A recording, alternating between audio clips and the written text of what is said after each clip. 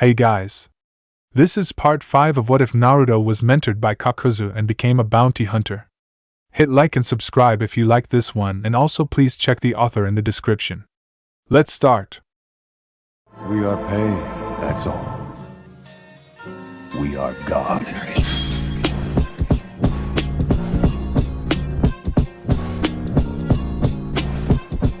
Chapter 12 Changes. Pain strolled down one of the narrow hallways of the Hidden Sound's main base. As the head of a rogue, criminal organization bent on what essentially amounted to world domination, he was mildly impressed with how organized Orochimaru's entire operation was. Especially considering that Otogekyo was officially little more than a series of secret hideaways spread throughout the newly renamed Land of Sound, with lairs in some neighboring lands. With Akatsuki's original goal having been based around freeing Amigekyo from the clutches of Hanzo the Salamander, and later creating world peace, the idea of having a base of operations had always appealed to the orange-haired man. A legitimate base, too, not the hidey holes, caves, and shack huts all of Akatsuki's members had been forced to live in during the formative years. After Akatsuki had progressed to its current mercenary group and Biju collector status, having a base had seemed less pertinent, especially considering its members were almost constantly on the move. But part of Pain's goal, selfish as it was still to free the Hidden Reign from its current ruler. While overthrowing Hanzo was entirely possible with his level of power, such an act would most likely produce a form of civil unrest and unease in a country which really didn't need more of either. So having a place to build an army, solidify his forces, and prepare until he was good and ready to take over Amigekyo in one swift, decisive maneuver was high on his personal list of things to do. That was where Otogekyo came in. Granted, the Hidden Sound wasn't exactly close to the Hidden Reign distance-wise, but that was beside the point. Pain wasn't overly interested in making a move until the Biju were mostly accounted for, so that his focus could be on the invasion rather than the progress of his mercenary group. In normal circumstances, he wouldn't have even considered going after Otogekyo now, but with things with Orochimaru coming to a head, there was no reason not to. Gunning after the Snake Sannin now served a dual purpose: the man's long overdue elimination from the ranks of the living, something Deidara would have to survive not being able to do himself, and to take control of Oto. The latter explanation was only half the reason that Pain was walking around the main base. Two shinobi rounded a corner and pointed at him, yelling for him to stop. Pain spared them a glance before holding both hands up, palms facing them. "Shinra Tensei," he intoned, using his control over gravity to propel them against the nearby wall. Both Otonin struck the stone hard and then slumped to the ground unconscious. Pain peered through the next open doorway he came to, stepping inside as the contents piqued his interest. The room looked like a laboratory, lined with rows of short cabinets held together by stone countertops. Jars of different substances, mostly snakes, with the odd frog, lizard, or some other animal part floating in formaldehyde, covered the counters, along with mortars, pestles, containers of pills, and other doctoral instruments. Ringed gray eyes took in all of the tabletop clutter. Ah, there it is. Nestled among a plethora of glass jars containing snakes was a decomposed left hand, a slate blue ring on the pinky marked with the symbol Ku. This was the lost Akatsuki ring Orochimaru had taken with him after Itachi had removed his hand, prompting his defection. Zetsu had been carefully exploring Otogekyo, while the Sannin had been preoccupied with his invasion of Konoha. He'd discovered this main base after some time searching, but hadn't quite narrowed down exactly where the ring was hidden. Not that that was important anymore. Pain slipped the ring off the digit, staring at it for a long moment. After so many years of having the slippery Snake Sannin evade the majority of their espionage attempts, recent ones pertaining to the Chunin exams notwithstanding, with Zetsu dedicated almost solely to that task, it was nice to have the object of his desires back. With the return of the ring to Akatsuki's possession, the criminal organization could, for the first time ever, have a full 10 members, assuming everything played out okay with Kakuzu and Pain's plans for the man's partner, of course. Pain retraced his steps out of the base, coming across no resistance in the process. He emerged from the small hole in the ground which served as the entrance to the hideout, spying Konan, Itachi, and Kisame not far away, the blue-skinned man standing slightly in front of the other two, sword drawn. Conan turned to glance at him. "Did you find it?" she asked, her even tone of voice seeming to portray her as disinterested in the answer. "Yes," he replied, then continued, "Zetsu, report." The plant man emerged from his hiding place in a nearby tree. White sighed, laughing quietly. "Kakuzu and his team have engaged Orochimaru and his guards in combat. Deidara and Sasori have also located the Ichibi Jinchuriki and are currently attempting to neutralize him." Pain nodded. "Good. Things are going according to plan, then. Can I eat Orochimaru after Kakuzu-san kills him?" Akatsuki's leader frowned slightly. "No. Orochimaru's bounty was already promised to Kakuzu. Reneging on such a deal would prove disastrous for any future endeavors with him." Zetsu seemed slightly put off by his response, but said nothing. Pain turned to face Conan and Itachi. "Neutralize all opposition within the base. Keep as many alive as you can. I would like to add them to our forces, if at all possible." "And if they do not wish to betray Orochimaru?"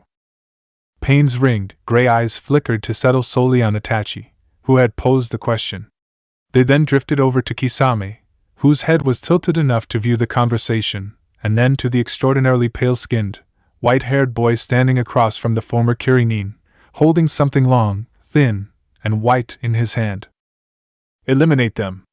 Kisame's sharp-toothed grin grew even larger as he charged the Otonin, bringing his sword in front of him to deflect a series of tiny projectiles. "I expect this base to be under our control by the time I return." He returned his attention to Zetsu. "Meet me at the rendezvous point." The plant man melded back into his tree, disappearing from view. Then, with a poof of smoke, Pain was gone.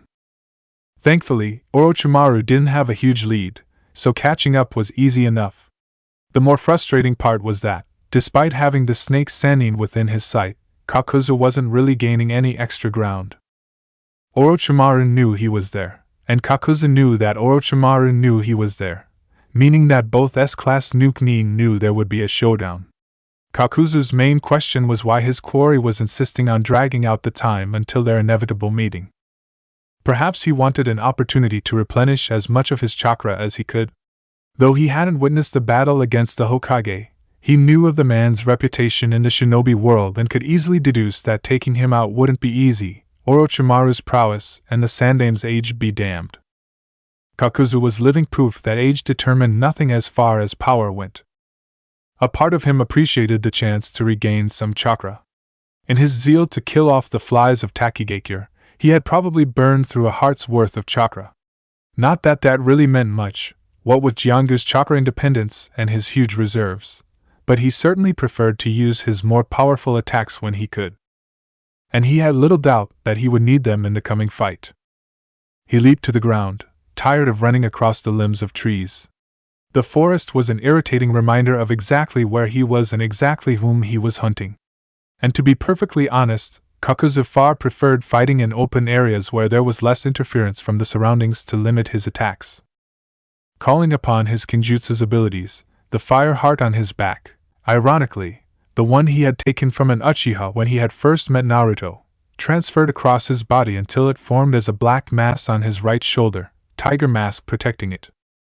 An orb of fire formed in front of the mask's mouth, and Kakuzu hardened his skin to better withstand the heat.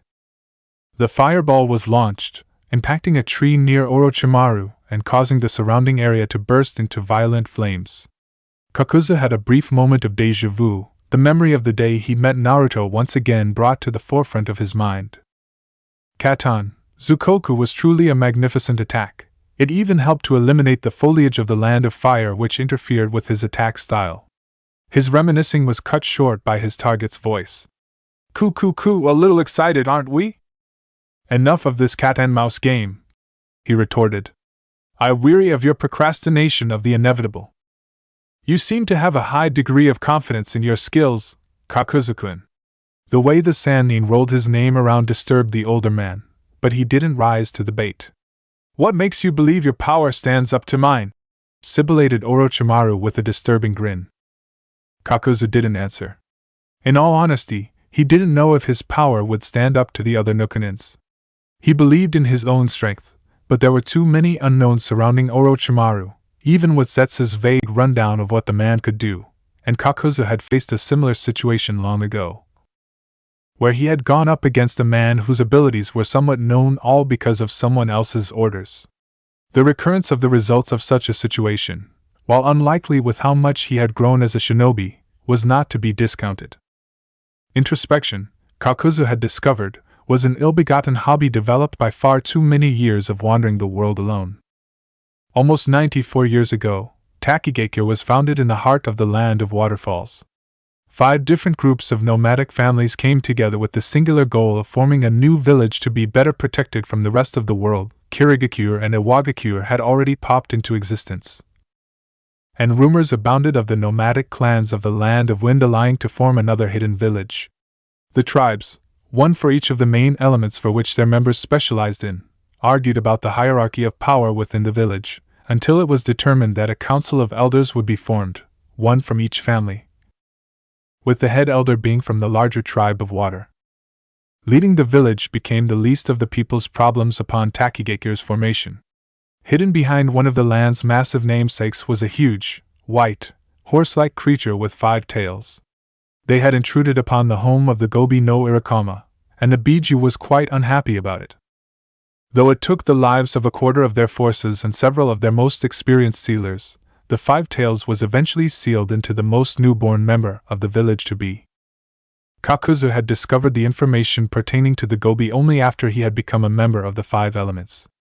Even still, there had been no disclosure as to whom the jinchuriki was, and he had been disinterested in further research at the time, considering that the rest of the world had been at war. Since then, the topic of the Biju had only resurfaced because of his initial meeting with Zetsu, and while Taki's possession of the Nanabi was a bit of an anomaly, Kakuzu had found he didn't particularly care for the specifics of how such a thing came to pass. His focus had been more on enlightening Naruto to the career path of a ninja/bounty hunter. All other information related to Takigakure's founding had been taught in his youth at the academy. Just about 5 years later, on August 15th, Kakuzu was born to a pair of poor farmers from the tribe of water, his father the youngest child of the head elder, Takahashi Hiroki. Despite being related to the head elder, money was scarce as Kakuzu grew up. Avarice was an influential sin within the hidden waterfall village, dictating the actions of its populace, and more importantly, its leaders. Everything had some sort of worth, though as far as Takahashi Hiroki was concerned, his youngest offspring and fledgling grandson possessed limited to no intrinsic value. As he grew older, Kakuzu developed the same thirst for money that pervaded many of his fellow citizens. Working alongside his parents in order to make a living taught him both the value of a coin and that said money made the world go around. So, at the age of 7, Kakuzu enrolled himself in Takigakure's Shinobi Academy, fully intent on becoming a ninja. As a professional shinobi, the green-eyed boy figured he would be able to earn far beyond what his parents made, allowing for self-sufficiency in the future, and maybe, perhaps, he could catch the attention of his hard-to-please grandfather. School was relatively simple for Kakuzu. Academia, while a bit dry at times, was something that the boy excelled in. Mathematics, science, geography, history, what limited events there were, and writing were all subjects that Kakuzu could bury himself in and try to prove himself.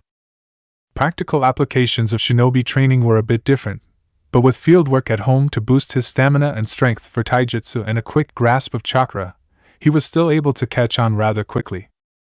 At the age of 11, Kakuzu graduated the academy and became an official Takigakure genin, where he was partnered with another 2 children from the tribe of water and placed under the tutelage of a jonin with the same specialty. It was easier, the higher-ups had decided, to group together people with the same affinities for joint teaching while they were young, and as they graduated, new teams would be formed with varying skills. For instance, a 4-man chunin cell would consist of ninja who specialized in 4 different elemental chakra. Around the same time, Kanahigakure was founded by a merging of the Senju and Uchiha clans, in addition to other families of some renown, in the heart of the Land of Fire. The formation of such a powerful alliance caused tension among the other villages, especially following Kumogakure's creation only a handful of years prior.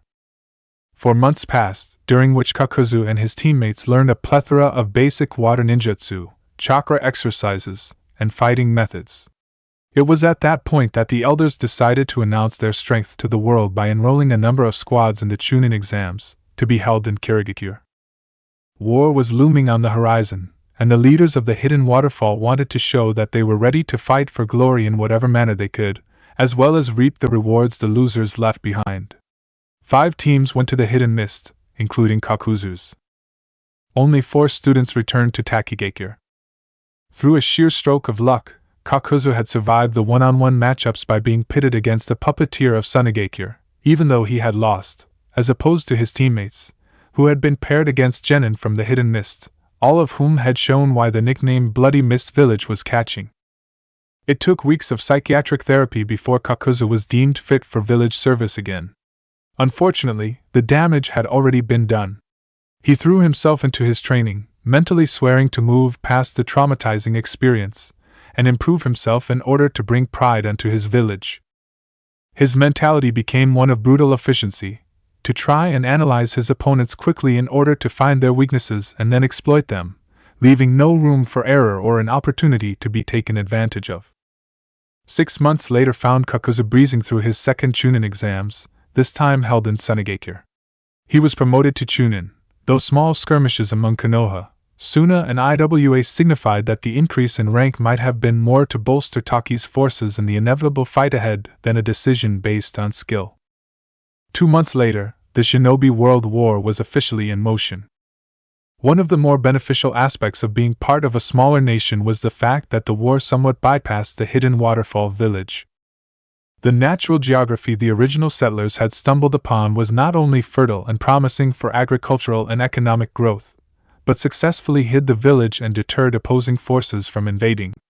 Such defenses allowed for Takigakure to prosper while the so-called great nations shed blood and lost a generation of mankind. Not to say that Taki didn't want its own slice of the victory pie, but the elders were willing to wait until an opportunity presented itself before capitalizing on one of the combatants' moments of weakness. Whispers abounded that they were hopeful it would be Konoha to fall, since it was the youngest, least deserving, and geographically closest, barring the hidden rock, of the warring entities. In the meantime, Kakuzu had continued to train. 5 years after his promotion to Chunin, he was granted the title of Jonin, a strong user of taijutsu and suitan ninjutsu. He was often sent out on missions to sabotage certain supply chains headed to Konoha, or sometimes with other Jonin to intercept small teams of leaf shinobi and dispose of them. Every slight against the hidden leaf helped tilt the war against the denizens of the Land of Fire, or so the elders believed. All the while, Takahashi Hiroki observed his grandson's progress, finally taking notice of his flesh and blood's existence after years of ignoring it. And it was a mere 7 months later that Kakuzu stumbled upon one of the village's most closely guarded secrets. The waterfall Jonin was training in seclusion by one of the country's smaller namesakes, practicing an application of water manipulation that, upon completion, would theoretically expand the element's usefulness exponentially. Water was versatile in its liquid form, ranging from thin streams to powerful deluges, but with a weakness to the hard-hitting and defensive earth release techniques, the flowing element really didn't stand too much of a chance. So Kakuzu was determined to find a way to compensate for this deficiency by developing an offshoot of the nature manipulation which could match Doton's brute strength. Rumors of a clan specializing in Hayatan ninjutsu within the Land of Water intrigued him as to the possibilities of elemental combination, but Kakuzu decided that with no other natural affinity besides water, focusing on determining the mechanics were pointless. Therefore, he would find his own solution. Applying chakra to his feet, Kakuzu stepped out onto the surface of the pond and made his way to the small waterfall. He placed his hands parallel to the water's flow and closed his eyes, gathering his chakra. After a moment, he expelled the collected energy. All the water above where his hands were placed stopped, leaving an empty space 4 feet above the surface of the pond where the waterfall normally fell. There was a momentary flicker in the empty space, and Kakuzu's sharp eyes, trained to detect anything suspicious on the off chance it was an enemy, caught the appearance of a cave as the illusion of rock covering it was dispelled by his chakra burst. He stood silently as the waterfall resumed its natural course, thinking about what such an occurrence could mean. Tunnels and caves behind the country's namesakes weren't exactly uncommon, but none of the ones he had so far come across had contained a genjutsu to disguise its entrance. Curious, and of the mindset that knowledge was power, he ducked his head and walked through both the pounding water and the rock illusion. The cave proved to be nothing special, but the Jonin moved cautiously nonetheless, aware that if it was important enough to hide, there could very well be traps. An hour later found Kakuzu approaching the end of the pathway, looking slightly worse for wear. As he had thought, there were a number of ploys meant to deter the movement of anyone who had discovered the cave's location, one designed to use each of the main elements, in true Takigakure fashion. After dousing jets of fire from the wall, and then evading a series of seals built into the walls, floor, and ceiling which electrified the interloper if it detected a pressure difference, overcome by condensing water vapor into a liquid form and carefully water walking an inch above the floor, he had lost his shirt to a sickle of wind which had very nearly bisected him. Compared to those traps, the blocks of stone that erupted from the wall in an attempt to crush him, and the continuous deluge of water which he assumed was intended to drown the person were easy to bypass. Placed on a stone pedestal was a single scroll, not even as long as his forearm. Kakuzu pocketed the scroll, noted a warning inscribed upon the pedestal, and then departed the cave. More power was a boon, but it was likely that a treasure so well hidden had some sort of negative side effect which he would prefer not to deal with. Besides, gaining power through such a means seemed cheap and counterproductive to his current method of trying to prove himself. Still, perhaps a day would come when he needed the strength the scroll could grant him. In the meantime, he would keep it safe. 17 months passed before Kakuzu became part of the first generation of Takigakure's Gojyo Goko, an elite group created from the cream of the waterfall's crop. The decision to create such a team came about from intelligence on the major villages, specifically the Mist 7 Shinobi Swordsmen and the Cloud's Kinkaku force. The elders believed that the formation of such a troop would lend credence to their effectiveness as a ninja village when the Shinobi World War finally concluded. To achieve such a prestigious position, Kakuzu had trained himself to the limit, dedicating himself to completing missions with a level of swiftness and competency that was nearly unrivaled. During his time back in the village, he had continued to push himself to find a form of water ninjutsu that could compensate for its weakness against earth ninjutsu. Eventually, he was able to create the secret technique Mizukiri no Yaiba, which utilized hardened water as an attack basis. Creating the solidified water sword had taken a bit of work, but eventually the Jonin had stumbled upon a breakthrough. If he was able to condense water vapor back into its liquid form, what was stopping him from taking it a step further? By forcing his chakra to push the liquid water molecules together, he could manipulate the chemical bonds and molecular vibrations and make them tighter than in their liquid form. Instead of producing ice, whose water molecules were spaced further apart than their liquid counterpart, the water compacted enough to solidify and resist most physical attacks, so long as it had enough chakra to stay in that form. Thus a sword, Kakuzu was able to keep hold of it to imbue it with chakra, as well as manipulate it to his will. Such a talent earned him the title of Hidden Waterfall's first surging wave, and the much-sought attention of his grandfather. Another 16 months flew by, during which Kakuzu and his elite brethren were sent out on increasingly difficult missions meant to hinder the progress of the Hidden Leaf even further in the war. It wasn't until the time that the elders received intelligence that Konoha had created its own jinchuriki upon the defection of founding father Uchiha Madara, all through the capabilities of the Shodai Hokage. Even more disturbing was the revelation that the captured Biju was the Kyubi, the strongest of all the tailed beasts. Kakuzu, the most talented and strongest of the 5 elements, was assigned the mission to eliminate the Shodai Hokage in a vain attempt to wrest power from the Hidden Leaf. After infiltrating the village, killing the A and BU guards, and attempting a stealthy assassination of Senju Hashirama, Kakuzu was forced to flee with the Hokage right on his heels. Dodging the animated trees of the Land of Fire, courtesy of the damnable Senju, Kakuzu fled to the Valley of the End and was forced into a showdown with the Wood User. An intense battle ensued, but the Takinin was sorely outclassed and barely managed to escape with his life. As it was, he used the last of his chakra to produce a water clone which temporarily distracted the Hokage, allowing him to make it back to the hidden waterfall. When he returned, half-conscious and on the brink of death, he was brought before the village elders and forced to reveal his failure. Despite swearing he would try again when he was fully recovered, his grandfather, with a strange, regretful look Kakuzu had never seen him wear before, announced that there would be no second chances. With that proclamation, Kakuzu was dragged from the room and thrown into a prison cell, arms chained behind him, ankles shackled together, and a black band tattooed on each arm, just below the wrist. It took a number of days, not that he could tell the passage of time, before Kakuzu regained some level of cognizance.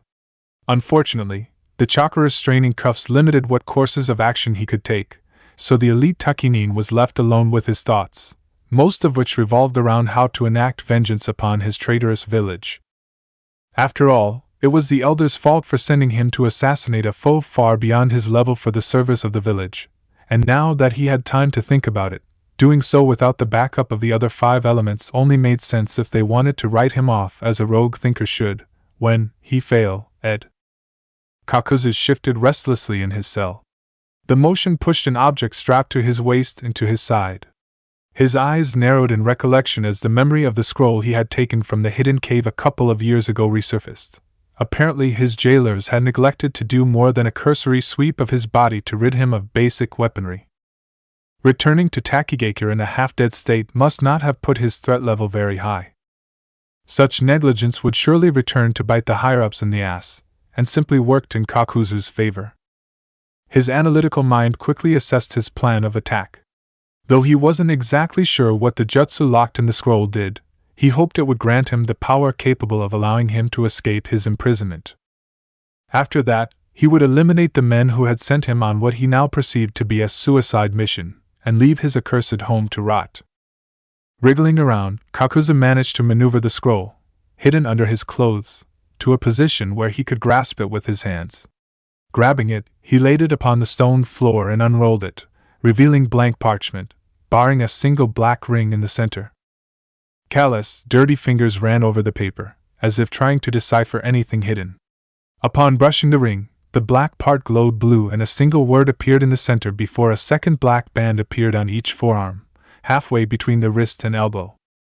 The Takinin barely had time to give the new tattoos a cursory glance before a plethora of threads burst forth from the scroll. They dug into his skin, creating sutures on his body and stitching shut several of his wounds, causing the elite ninja to scream in sheer agony. Suddenly, he was aware that the invasive feeling of the threads was no longer occurring, though he was still in copious amounts of pain, and the scroll had returned to its essentially blank state. Muddled though his brain was from the union with the kinjutsu, Kakuzu knew that his cries would have alerted the attention of some form of guard. His body contracted suddenly, racked with spasms that sent him into another fit of physical torment. Between his previous injuries and the introduction of the secret technique, Jiangu, he believed was what had appeared on the scroll, he was barely in a state capable of escaping the village, let alone the prison cells. Whisperings interrupted his musing, promises of power and grandeur in exchange for control of his body. "Release me from here and you can have whatever you desire," Kakuzu swore. His life was essentially forfeit unless he could escape the prison, so there was little purpose in not allowing the black tendrils free rein. The threads reacted with what the man assumed to be unbridled glee before he felt his body move without his direction. The guard Kakuzu knew would come arrive just as Jiangu broke the manacles on his wrists. "I desire vengeance against those who wrong me," Kakuzu announced through gritted teeth. He cherished the guard's momentary look of confusion before dozens of threads skewered the hapless man. One of the threads looped around a set of keys and jammed it into the lock, opening the cell door as another grabbed the scroll and stored it on his body. "Versatile," he muttered, then winced. There was no telling how long the threads would be able to control his battered body before he collapsed from sheer exhaustion, but he was willing to ride out the storm of pain until his revenge was sated. Sheer willpower was going to have to be his driving force. The series of events that had followed was a bit hazy even to this day. He could remember flashes of some shinobi trying to stop his rampage, though they were quickly dispatched with his new powers, stares, one of the elders staring at him in unadulterated horror, the integration of a heart, a new chakra element, into his system.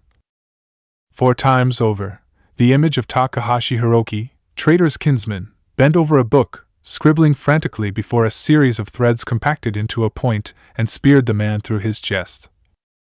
In hindsight, Kakuzu couldn't even recall how he had escaped Takigakure.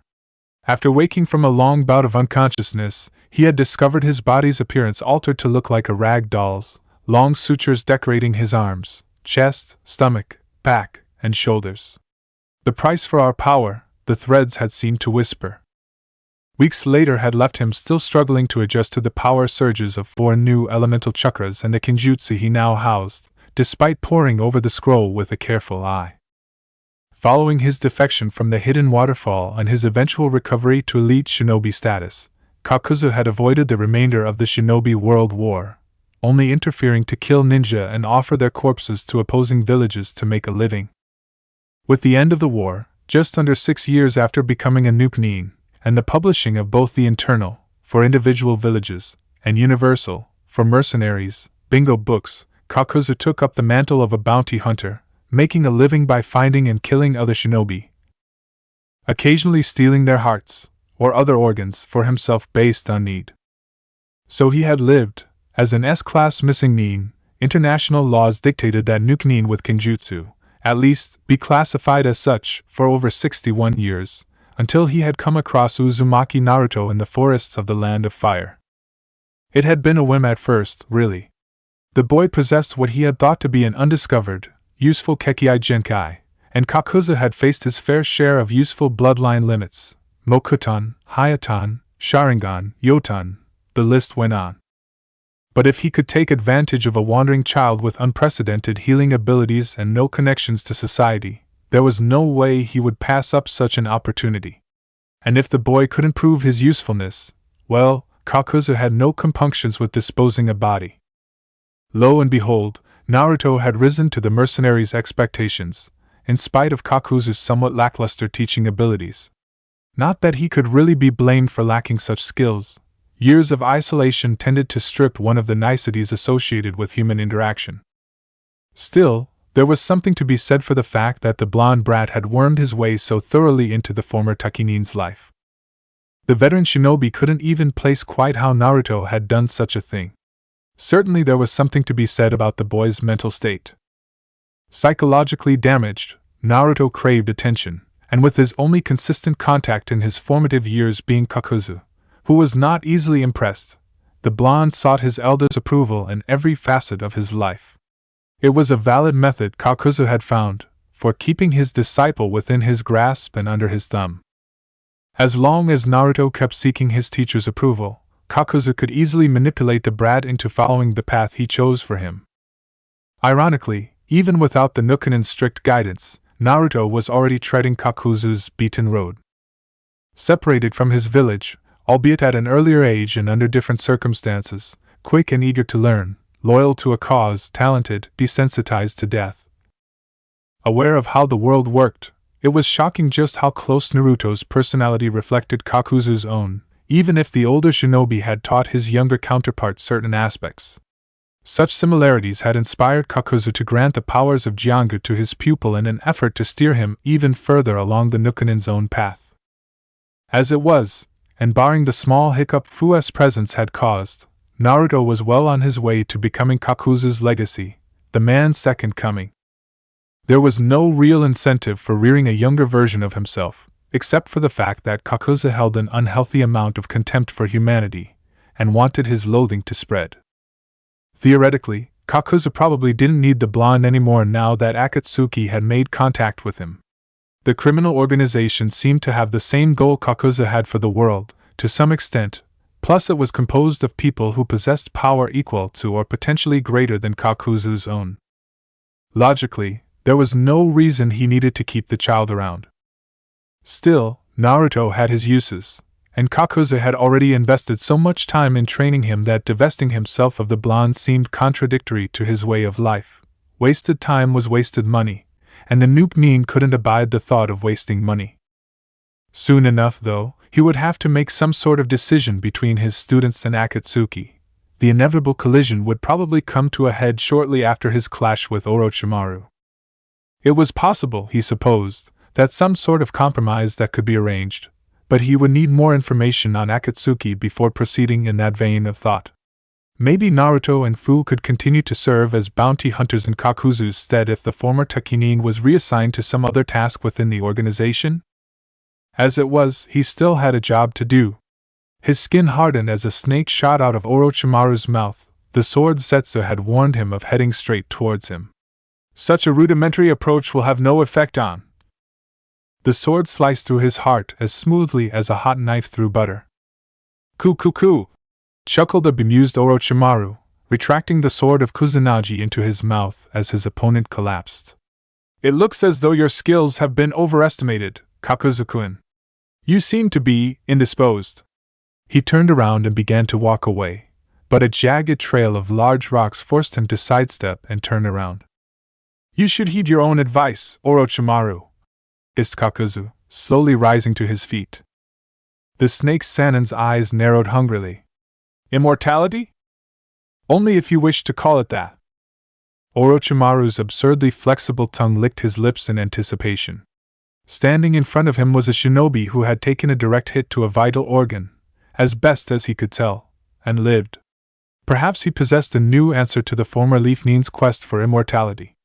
Then it appears I'll just have to tear you apart to find out. Kakuzu hunkered down. You can try. Then he flexed, and the masks upon his back detached in a mass of black threads. The fight was on. Deidara wanted a contract, or some form of agreement specifying the details of what his job entailed, because he was pretty sure he hadn't signed up for this. This was a giant demon composed entirely of sand, taking the form of a tanuki, and easily towering a couple 100 feet over the treetops of the forest. Its body was twice that length, 4 times if its namesake tail was included. Deep blue markings covered its tail and body, and yellow irises set in black scara stared at the giant clay dragon hovering at what was now eye level with it. So this is a Biju HM? I wonder how it'll fare against my art. The intense stare down between Akatsuki member and Biju was interrupted by a bout of insane giggling courtesy of Shikaku. Hee. I'm finally out. And there's someone for me to kill, too. Futon. Deidara frowned as the giant tanuki raised one sandy claw. Not good. The dragon flapped its wings to gain some height over the Biju. Its tail shrank by several lobes as it used the clay to create miniature versions of itself in its maw and then fired them at the tailed beast. Rankuden! Finished the Ichibi in a high-pitched, masculine voice, hammering his stomach with his fist. A giant ball of compressed air shot out of his mouth, driving straight through the smaller clay dragons and exploding them prematurely. The blasts were enough to dissipate the power of the drilling air bullet, but another was quick to follow. That one struck Deidara's giant dragon on its wing and destroyed the appendage. Deidara was forced to hastily spit an owl from his palm, enlarge it, and then jump on it as the C2 dragon plummeted and was completely decimated by a round of drilling air bullets. The former IWA Nin swerved on his owl, trying to come up with a strategy to defeat the Ichibi. His explosive clay was certainly powerful, but even so, he had been prepared more to take on the jinchuriki, a human, not some demonic beast which instilled nightmares in children. That left him with what exactly? Just under a pouch of clay, a number of Doton techniques taught to him by his former teacher, the sand-named Tsuchikage, and his Kekei Genkai. And he had his ultimate technique, C0, but if he was ever going to use that, he would rather achieve something impressive with it, like killing the Uchiha bastard. Come to think of it, the Uchiha bastard had probably never defeated a Biju before. After all, Akatsuki only had one of the tailed beasts, the Gobi, so far, and since the Sharingan wielder was assigned the Kyubi, the blonde teen highly doubted it had been he who had captured the 5 tails. That meant that if Deidara could take down the one tail here and now, he would have beaten Itachi to his goal and proved that his art was superior to whatever the damn Uchiha could do. Motivation came in all sorts of forms, apparently. HM? What's that? The blonde adjusted the scope affixed to his eye, zooming in on the middle of Shikaku's forehead. Set dead center, like a tiny zit, was the red-haired, slumped figure of the sand jinchuriki. The boy appeared to be asleep atop the Biju's head. Thinking back, the bomber realized that the demon hadn't appeared until the boy had activated his strange technique. Perhaps waking the child up would reverse whatever he had done to bring out the Biju. Worth a shot, he muttered. First, he needed to see what would be effective against the Ichibi.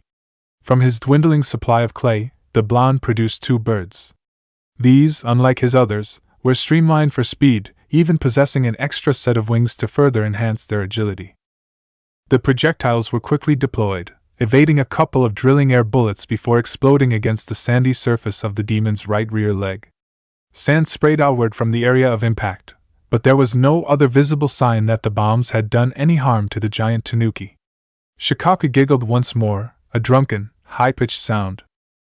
"You'll need to do better than that to entertain me," he squealed. Unfortunately, the demon sand spirit was right. Deidara's C1 clay appeared to be essentially useless against the creature's defenses. Not that the Akatsuki member had all that much clay left to do any real damage with it anyway, but still. He did have enough material left for one giant bomb, his to-date most inspirational piece of art yet, C3.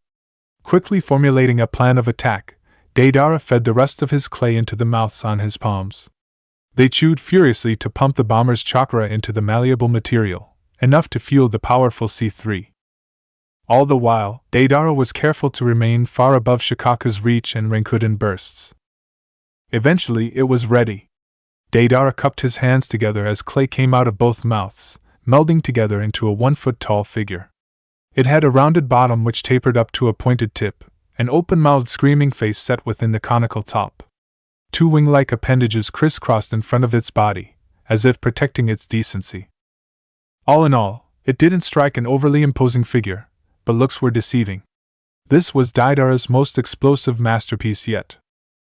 The Akatsuki member gained altitude, positioning himself high above and directly overhead the tanuki.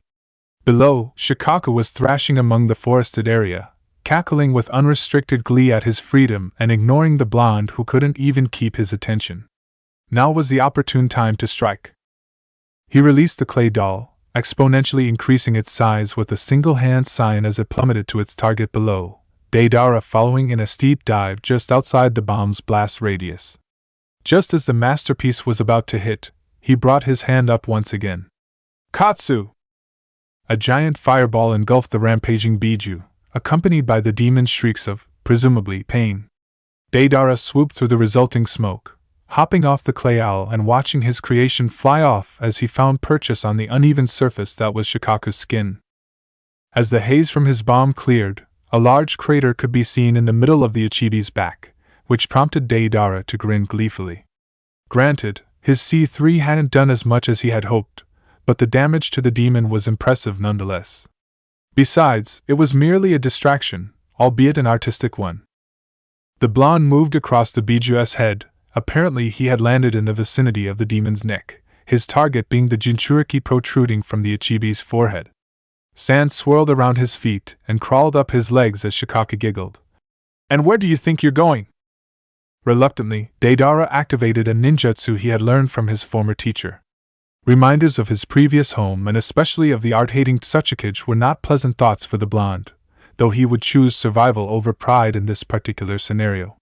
Doton, Kaseki no Jutsu. Immediately, the sand creeping up to crush him petrified, turned to stone by the earth ninjutsu. Unhindered by the sand, though annoyed with Shikaku's screeches of fury, Deidara caught sight of the jinchuriki ahead of him.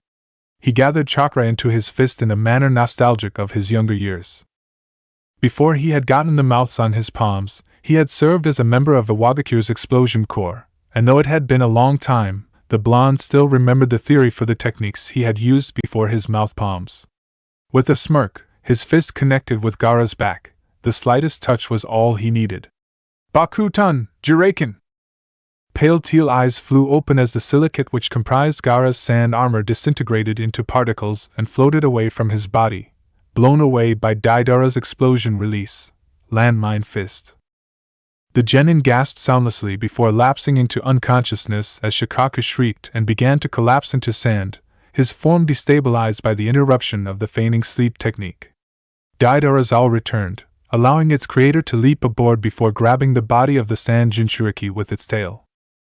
The blonde had a moment to reflect in idle disgust at the fact that his art had failed to take down the Biju, but the job had been completed, and that was all that mattered at the moment. As the owl descended to below tree level, Deidara called out. Hey, Sasori no Dana, what did you think, The hunched form of Sasori stepped out from the shadows of a grove of trees. You certainly took your time, Deidara. You know how much I hate waiting. Deidara snorted. Like you could have done better, Dana. Your everlasting art would have done nothing against a Biju, HM. True art is a bang. That fleeting moment when... We have to go, brat, interrupted Sasori. He jumped behind his junior on the owl. Save your bragging for someone who cares. Leader is expecting us. Killjoy, The owl wheeled around and headed deeper into the land of fire.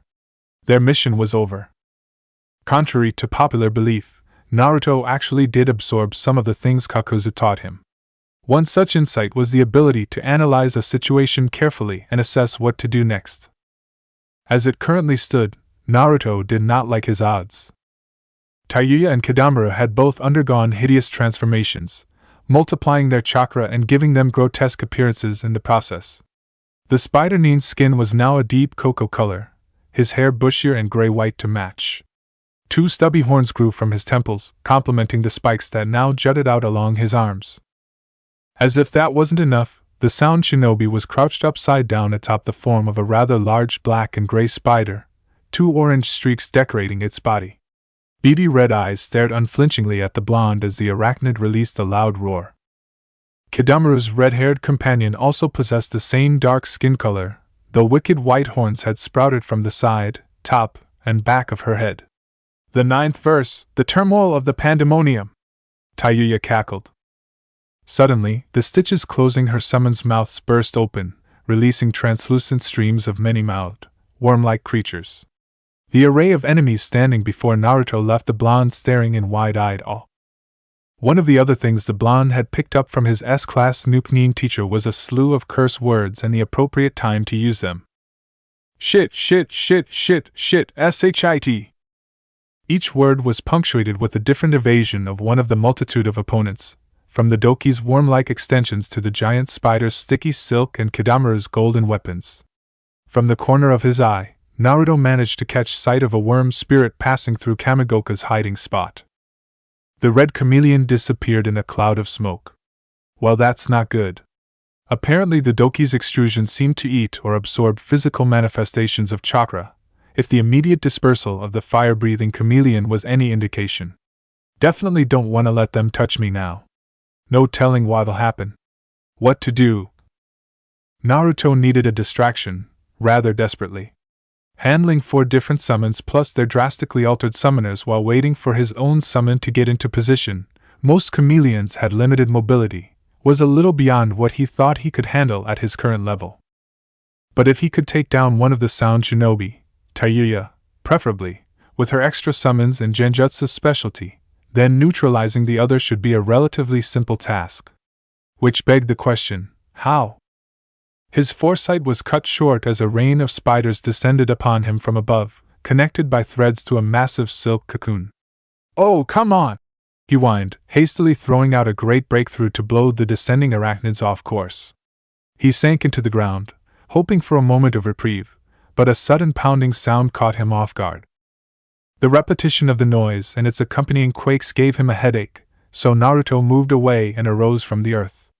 The Doki wielding the club was slamming the weapon into the ground, which explained the noise and vibrations. Finally, a moment of peace, he muttered, rubbing his temples. Damn ugly ogre thing, ruining my concentration. Kneeling, the blonde took a deep breath and tried to come up with a quick solution to his problem. A golden arrow whizzed by overhead, lodging deep into the foliage behind Naruto. Damn, missed! Tayuya! He's at 1 o'clock! Immobilize him so I can take him out already! Shouted Kidamaru. Naruto's eyes went wide while the female ninja yelled back something derogatory. Holy shit, they're not fooling around. Blue eyes turned steely. Fine then, let's do this for real.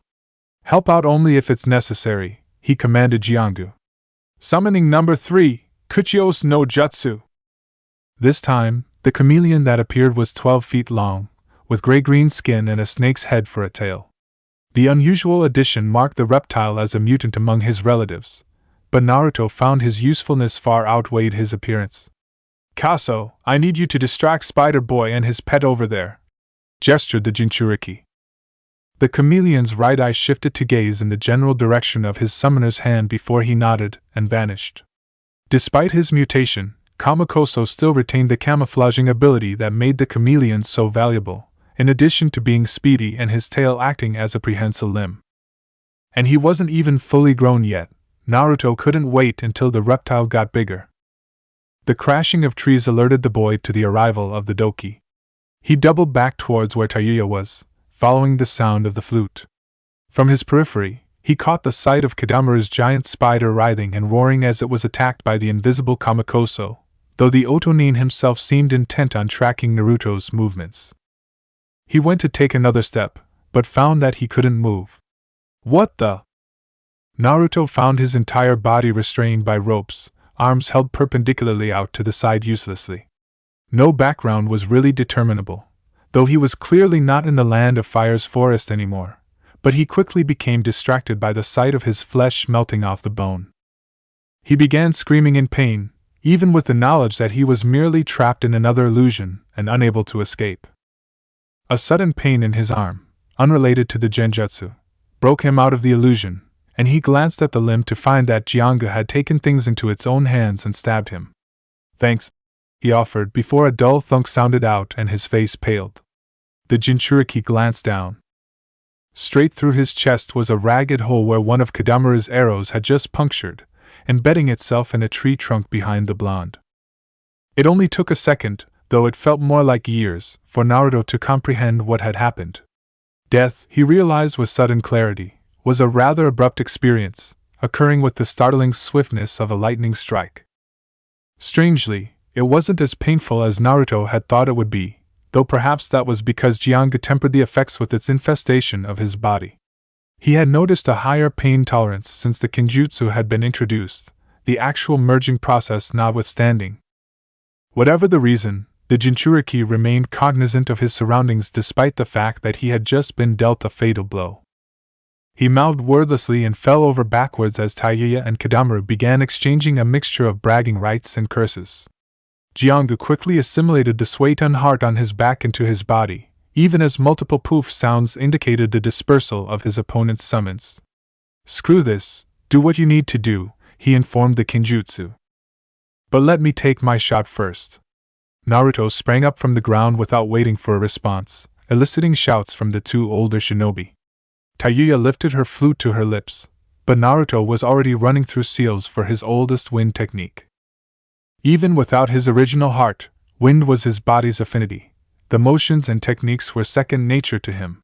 Futon Repusho. Wind blasted out in Tayuya's direction in a continuous stream. Sound, Naruto realized, required a medium to travel through, in this case, the air. If he disrupted the path of the air to his ears by blowing it back at the flute user, then none of her sound-based techniques would affect him. Granted, keeping the violent wind palm going was not an ideal use of chakra, but his original plan could probably be enacted at last. Now! He yelled. A long pink tongue shot out from nowhere and wrapped around Tayuya's flute. Surprised, she was unable to react as the instrument was yanked from her grasp, disappearing into the maw of a now visible chameleon. The reptile disappeared in a burst of smoke, taking the Otonin's weapon with it. Tayuya was cussing fluently, the gist of the curses aimed at Naruto, when the blonde appeared next to her. She tried to throw a punch, but black tendrils wrapped around the wrist and prevented it from moving. They slithered to her other wrist and bound it, forming a pair of mobile manacles. Fucking piece of shit, she snarled. I'll kill you! Interesting proposition. Naruto returned idly, more relaxed now that the tables were turned. How about this instead? He leaned in close, as if preparing to divulge a particularly juicy secret. You can take your little curses and your fucking genjutsu, and just shove it up your ass. Wind swirled around his right fist, a rough cylindrical shape forming with sharp winds covering a blunt inside. Now die. Futon Senpuken! With that, the jinchuriki drove his fist into the Otonin's body with poorly concealed vindication. The results were spectacular. The cutting quality of the outermost wind sliced through Tayuya's darkened skin easily, followed by the blunt pounding of the whirlwind fist's interior. In the end, the redhead was left with a gaping hole 6 inches in diameter where her stomach and other innards had been, blood and lacerated organs decorating the forest beneath the pair. That felt good, Naruto thought. And then there was... Suddenly, his left arm fell off. Naruto blinked at the sudden displacement of his limb, staring at his body in mute fascination. To say his arm had fallen off was not entirely accurate. More specifically, in an arcing trail from his clavicle to the bottom of his ribs and crossing over his pectoral, his body was split, the left side connected to the rest by a pulsing mass of black threads. Apparently the splitting of his body by Jiangu had shredded his shirt in addition to saving his life. Further inspection revealed a neat hole in the spot where his heart probably would have been had the Kinjutsu not intervened. Already, the threads were converging to fill in the spot. The two parts of his body reconnected, a suture forming along the line of separation. So this is what happens when Jiangu takes control, huh? Useful, though not exactly inconspicuous. He ran a hand over the stitches, examining them almost self-consciously, before turning around to face the direction the arrow had come from. Time to settle the score. He leaped from the branch, heading towards where Kadamaru was. Another golden arrow zoomed through the treetops. Naruto, in midair, forced Jiangu to wrap around the nearest branch and pull, moving him away from the trajectory of the projectile. There was a low curse from nearby, causing Naruto's head to swivel towards the sound. Come out, wherever you are!" he sang, swinging up to perch on the tree bough. "I thought you liked games. What's wrong? Not having fun anymore?" Silence greeted him, not that he expected anything else. The blonde went through seals, gathering chakra along the length of his arm. "Futon, Kazukiri!" he shouted, making a horizontal slashing motion with the limb. A slicing blade of wind mowed down the nearest 200 feet of foliage within his sight, cutting neatly through anything in its path. Amidst the sound of trees toppling over, Naruto watched with satisfaction as Kadamaru jumped from his hiding place to a branch unaffected by the wind cutter technique. The Otonin immediately started to vomit out another arrow. Naruto moved. Jumping from his perch, he activated another futon, Ripusho, pumping an exorbitant amount of chakra into the technique. Once, he had used the violent wind palm to slow his freefall from the castle that was Shiromari. This time, he was going to attempt to fly. Or at least soar a short distance. With enough power behind the wind technique, Naruto figured he could theoretically propel himself through the air and take his enemy by surprise. Angling his hands down and away from his head, the violent wind palm blasted him forward and straight towards Kadamaru. The spider-nin began to notch his bow, but Jiangu proved to be faster. Threads erupted from the new stitch on Naruto's chest, wrapping themselves around all of his adversary's wrists, and holding them far apart. Naruto was led along the path of his Kinjutsu, landing on top of the other shinobi and knocking him on his back. The blonde panted, partially from exertion of the two superpowered futon ninjutsu, partially from his midair flight and collision, as Kadamaru sneered at him. His cheeks bulged before a piece of webbing was spat right in the blonde's face. Naruto scowled in disgust. "That was unnecessary," he informed the Otonin. "Maybe you've got me trapped, but how do you expect to get past my Nenkin no Yoroi?" Kadamaru taunted. Already the golden material that composed the Otonin's weapons was seeping out of his skin, creating a shiny, protective film. "It's completely impenetrable, the perfect protection." A single black tendril separated from the rest and dug into Naruto's kunai pouch. It grabbed one of the knives and handed it to the blonde, who spun it by the ring on one finger. "There's plenty of jutsu in this world that are vaunted as being impenetrable, perfect," he echoed blithely. He thought for a moment about Kakuzu's earth spear technique, or even about how useful Jiangu was, despite the cost to use it. Shaking his head, and irked at the silk loogie still stuck on his face, he gripped the handle of the kunai with both hands. "Defend against this."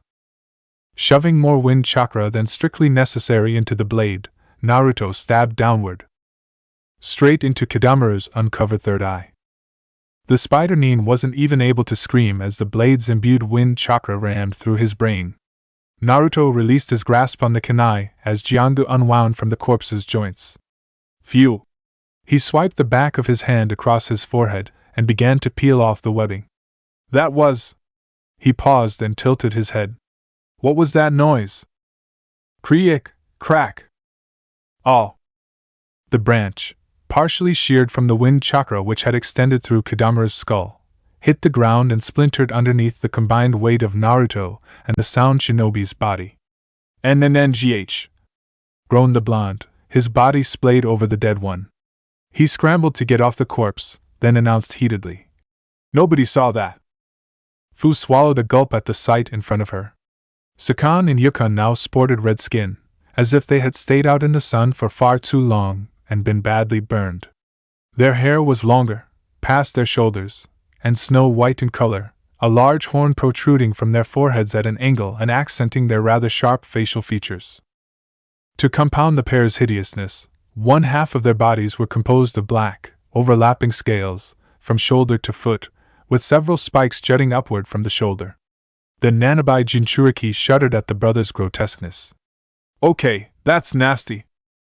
Apparently the looks came with increased chakra, for Sakan easily yanked himself free of the swamp with a loud slurping sound. He walked over to his brother and asked, Yukon, you okay? Fu was almost awed at the display of sympathy, but then realized that they were brothers who lived inside each other, and such concern probably had a basis in self-interest. She knelt down and prepared another wind release, cannon shot, hoping to hit the pair while they were distracted. Yukon coughed up a mixture of blood and bile. Truth be told, he had forced himself and his brother to go to level 2 of the curse seal because the girl's wind attack had done a number on his internal organs. Both of his kidneys and his liver had been damaged by the dispersal of the wind throughout his body, the blunt force of the ninjutsu changing into wind's lacerating element upon making contact. By upgrading the curse seal, Yukon had increased his body's durability and sent a subtle signal to Sakan to stop horsing around. I'll need to merge to heal, brother. He coughed, spitting up more blood. The older sibling was quickly assimilated back into Sakan's body. Kill that bitch. Sakan nodded, turning around in time to dodge Fu's second attack. Beady golden eyes stared down Fu's half-surprised, half-scared expression. Sakan sneered at the girl and then disappeared. The Jinchuriki looked around for any inclination of an attack, and was caught off guard when the Otonin flashed in front of her and punched her. He sneered at the startled expression on her face, but was shocked when her figure burst into a cloud of dust. Fu hid behind a tree, wincing as Sakan's scream of rage echoed around the area. Replacing herself with a cheery Bunshin had been a last-minute decision to test the transformed boy's abilities. At the very least, he was fast. Way beyond what she could keep up with. A fist slammed through the trunk she was leaning against. Found you, bitch! Snarled Sakan. Panicked, Fu melded into the earth as Sakan tried hitting her again. Now underground, Fu fought to steady her breathing. It was one thing to go up against Genin, or Naruto, or even Kakuzu, people who she knew couldn't or wouldn't kill her. But this was clearly different. Sakan was out for blood, and even though she was used to Kakuzu, who was often of the same mindset, Fu wasn't used to such outright hostility. Despite his threats, the renegade Takinin never really seemed to want to kill either her or Naruto. She was unprepared to counter the Otonin's brutal assault, and it left her slightly unbalanced as to how to react. Calm down, work through this. Kakuzu's counting on you. Naruto's counting on you. Taking a deep, steadying breath, Fu found herself more easily able to focus. She was underground, temporarily safe from the Otonin currently cursing her out up above. That might work, she realized after a moment of thought. She searched for Sakan's chakra signature and positioned herself directly underneath it. Doton Shinjuzanshu no Jutsu, she thought. The green-haired girl reached up and grasped Sakan's foot, dragging him down into the earth until only his head was visible before rising to stand on solid ground once again. Hi down there, she said, almost cheerfully. I'd love to stay and chat, but well, plans and all that, you know? Not particularly, no, sneered a voice to her right. Shocked, she stumbled backwards and fell on her rear, staring blankly at Yukon's head now protruding from her own body. Surprised? He jeered rather sarcastically. Now that we're in level 2 of our curse seal, our Kekkei Genkai can be used on more than just ourselves. We can enter an opponent's body and alter any of their cells or proteins in any manner we desire, and then leave and reform outside their body. Yukon laughed darkly. It's the perfect assassination technique. Fu wasn't sure what she could do. Rearrangement of microscopic matter was not an ability she knew how to counter, let alone defend against while the enemy was connected to her own body. Frantically racking her brain for some sort of answer, the green-haired girl came up short. Fortunately, she had an ancient demon sealed into her body with a high sense of self-preservation. My vessel needs no new parasites, buzzed the Nanabai irritably in her mind. Fu felt a sudden dryness as the Biju's chakra began to flood her body, channeled towards the spot where Yukon's body was invading her own. Yukon screamed suddenly and detached himself from the girl's body amidst the Seven Tails' rusty, humming laughter. Fu's eyes widened as they took in the reason for the Otonin's agonized cries. Where the sound shinobi had once possessed an arm, there was nothing. Even the shoulder was gone, as if the limb had never even existed in the first place. In answer to her unspoken question, the Nanabai rasped, "You have yet to reach your true potential. My powers extend far beyond what you have thus far discovered. They are not the only beings with the ability to influence the microscopic, nor are they the strongest. Now kill these fools and stop wasting time." Fu almost thanked the beetle for the save and the pep talk, but decided against it. Doing so would be inviting nothing but trouble, as well as acknowledging a debt to the Biju, either of which would put her in a good mood. Sakan, free of the double suicide decapitation technique, ran to his brother and quickly absorbed him again, shooting Fu a scathing look. "You've lived far longer than you should have, you bitch, and now you're gonna die for hurting my brother!" He rushed forward in a burst of rage-induced speed and delivered a crushing uppercut to her chin, sending her flying. The girl performed a kawarimi, throwing a nearby rock into her place as Sakan drove home another fist. She set up a series of tsuchi bunshins to buy time to think of a strategy. Whatever trick the Nanabai had used to make Yukon's arm disappear was not an option, especially since she doubted the beetle would even tell her what he did, which left her with Jintan and Dotan. Sakan, or at least his brother, had proven to be rather resilient and durable to her attacks, so she would need to bring out one of her limited finisher moves, all of which took some time. She needed a distraction. Chirigakure no Jutsu. A thick screen of dust shot up, blanketing the area in hazy brown. Fu absently felt one of her earth clones slump into mud as Sakan killed it, and started to carefully perform seals. While rushing through them would have been preferable, the particular technique she wanted to use was one of those she had to devote her entire concentration to in order to perfect. Hence the smoke screen. Another clone demolished. How many did she even have left now? Unfortunately, there were two main differences between her hiding in dust technique and the hiding in mist technique used by Kirinin. One of them was that she was untrained in the art of silent killing that the shinobi of the mist were renowned for, so the cover afforded by the dust did nothing to augment her offensive capabilities. The other was that the dust obscured everything, including her own vision, leaving her just as blind as her opponent. It was mainly a stall tactic in preparation for a widespread attack. The Otonin could find her, but he would be forced to search through the haze and hope to stumble upon her position. Almost done.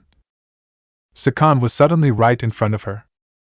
A powerful kick sent her flying into a tree, her back impacting it with a sickening crack.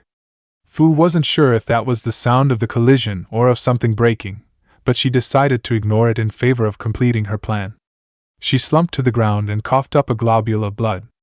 "Still alive, you worthless bitch?" Sakan crowed. "I don't think you've experienced enough pain yet." "No, I'm pretty sure that did a fair number," she muttered. One shoulder was dislocated at least, and performing the last few hand signs was doing nothing for the pain. Working through it, she finished the last seal and slapped her hands to the ground. "But this'll probably do one better." Her chakra flowed into the earth, creating a deep fissure as the land split apart. Sakan shouted angrily from within the dust haze as pieces of the ground disappeared and he fell into the hole.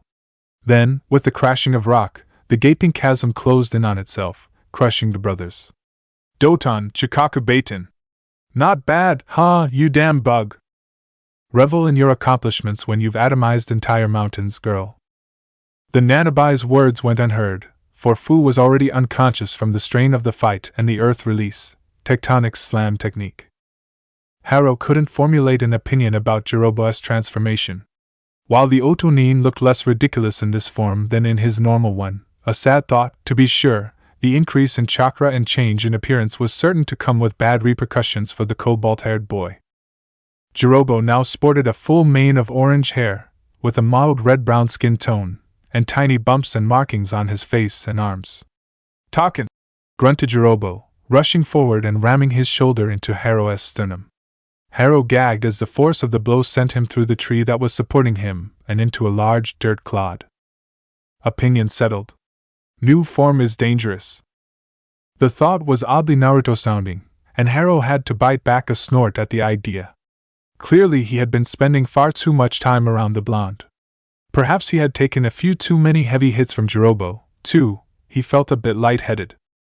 A series of rocks heading towards him brought the Aimnin back to a vague state of awareness. He crossed the swords he wielded together and channeled chakra into them. "Raitan, Denji Shohiki!" he gasped. Electricity crackled into existence, forming a barrier which protected him from the onslaught of earth. That was followed by another huge boulder bearing down on him, which the Rain Rebel was forced to blow up with a Raikyu. Harrow rose unsteadily to his feet. If he stayed too long in one spot, the orange-haired male was likely to capture him in the chakra-draining dome of Earth again, and depleting his chakra by blasting through it again was not something the Aimnin wanted to repeat. Of course, that left him on the wrong end of a fight he should have an advantage in. His taijutsu was useless in this situation, and Jirobo's powerful blows had clearly caused enough physical damage to make his vision disoriented and put his body in a fair amount of pain. Even standing up hurt. There was one idea that might work. Because of his practice with targeting pressure points as a fighting style, Harrow had a fair knowledge of the human body and its workings. If he could paralyze Jirobo, he could find enough time to fire off an attack that would actually pierce through the Otonin's tough body and kill him. Therein lied the problem, though. He had to actually paralyze his opponent. The surest method, what with Jirobo dodging his bursts of lightning, was physical contact. But with Harrow's body in its current state, he wasn't sure he could get close enough to tag the older male. Which meant, this is going to hurt. Harrow started gathering chakra as he began to hobble away. He would need to time this perfectly. Fortunately, Jirobo was already stalking up to him, a fierce look upon his face. "Focus," chanted Harrow mentally, preparing himself for what was to come. "Focus, focus." "Ganjiki," Jirobo announced, throwing a heavy punch into Harrow's midsection. "Now!" shouted the cobalt-haired boy to himself. In the single moment the fist connected, Harrow discharged a flood of lightning chakra into the other male's body. Immediately afterward he found himself flying backwards, the crunch of bones telling him that several ribs had broken from the force of the blow. It took him a number of moments to figure out where he had landed and what was going on, but eventually he was able to focus on the important matter of killing the sound shinobi. Harrow popped the last of his soldier pills and felt his chakra return, having used most of it to make sure his opponent couldn't move. "Speaking of which, what did you do to me?" growled Jirobo. The cobalt-haired boy smirked from his down position. Somewhere along the path his body had taken, the twin katana kiba had fallen from his grasp, leaving him weaponless. Instead of replying, he slowly began moving through hand signs, wincing with each one. Lightning crackled around his hands as he finished the seals. "Rai Zenkai!" he cried, placing his hands to the earth and allowing the chakra to flow. Nature's electricity tore through the spot Jirobo was rooted to, engulfing the bulky male. His strangled shout was cut off rather abruptly, allowing Harrow to relax and shut his eyes in satisfaction. "Two Otonin toasted with the same technique," he mumbled. "Watch out, Shinobi of Amigakure, you're next." When a shirtless Naruto arrived a little later with an unconscious Fu hefted in a fireman's carry over his shoulder, he could only groan. "I'm tired of finding you unconscious," he informed the prone body of his teammate. He formed an earth clone, which promptly fetched Harrow's weapons and then grabbed the boy himself. "Come on, we have to see this through to the end." He stumbled slightly as a resonating explosion rustled the trees and peaked high above the canopy. Staring at the source of light and sound, he could only mutter, "Real subtle, Kakuzu." Then the group of 4 disappeared into the forest, both Narutos trudging wearily in the direction of the humongous attack. Kakuzu wasn't sure whether to be excited at the level of his opponent's caliber, or pissed that the man simply would not die. The thread creatures that used his lightning and wind hearts descended to his level as he called upon the fire heart within his own body. Sanmyatai Kogiki! Simultaneously, he fired a Katon Zukoku along with the hearts Raiton, Jan and Futon, Atsugai. There was a massive explosion at the junction of the 3 ninjutsu, reaching hundreds of feet above the treetops and engulfing a wide area inclusive of where Orochimaru had been standing. Kakuzu withheld his gloating triumph until he was sure that the tri-elemental assault had done its job.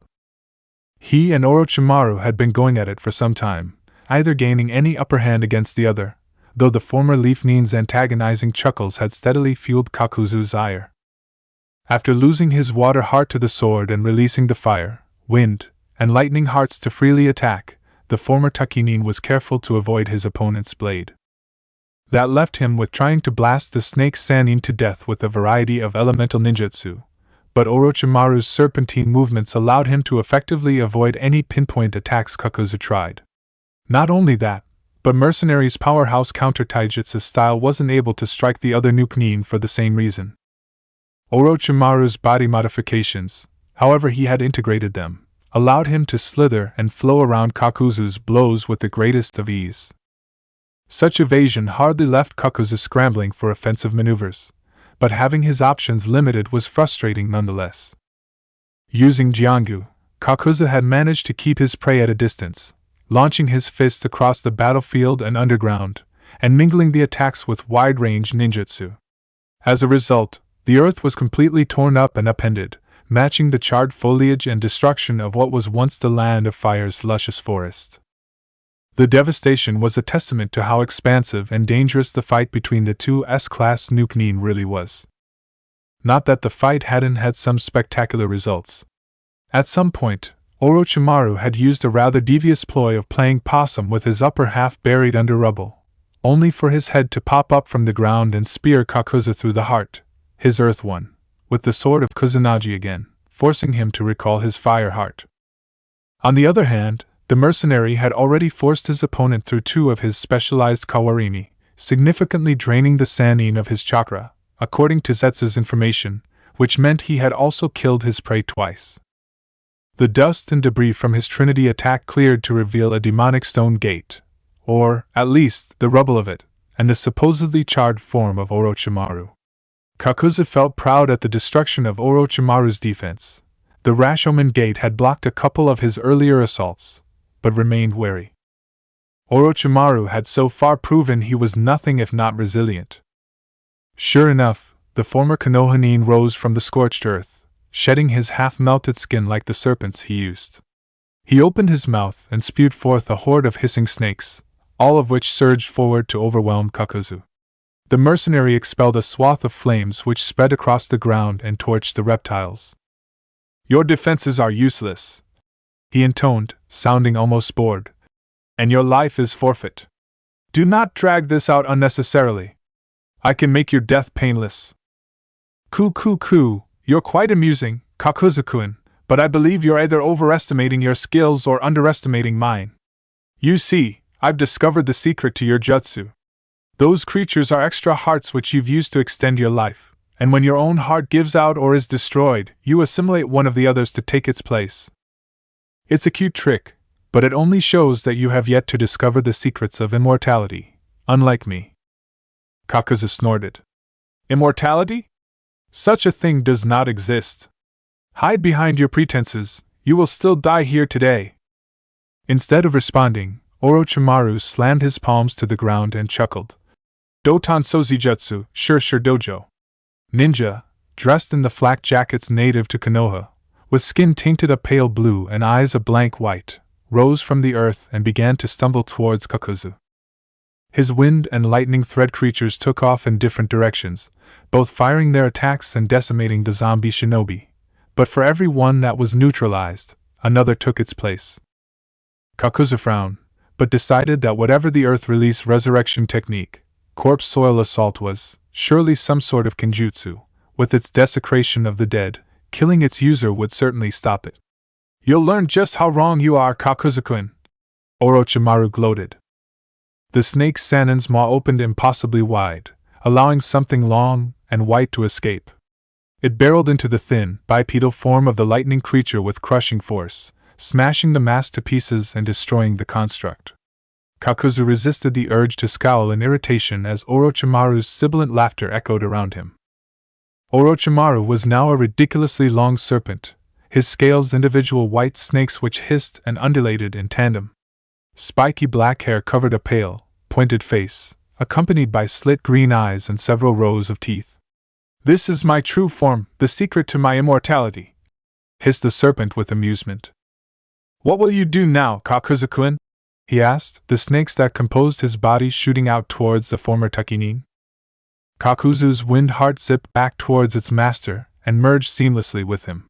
Threads immediately sprouted from his back, forming a thick spread that was double the mercenary's own impressive height.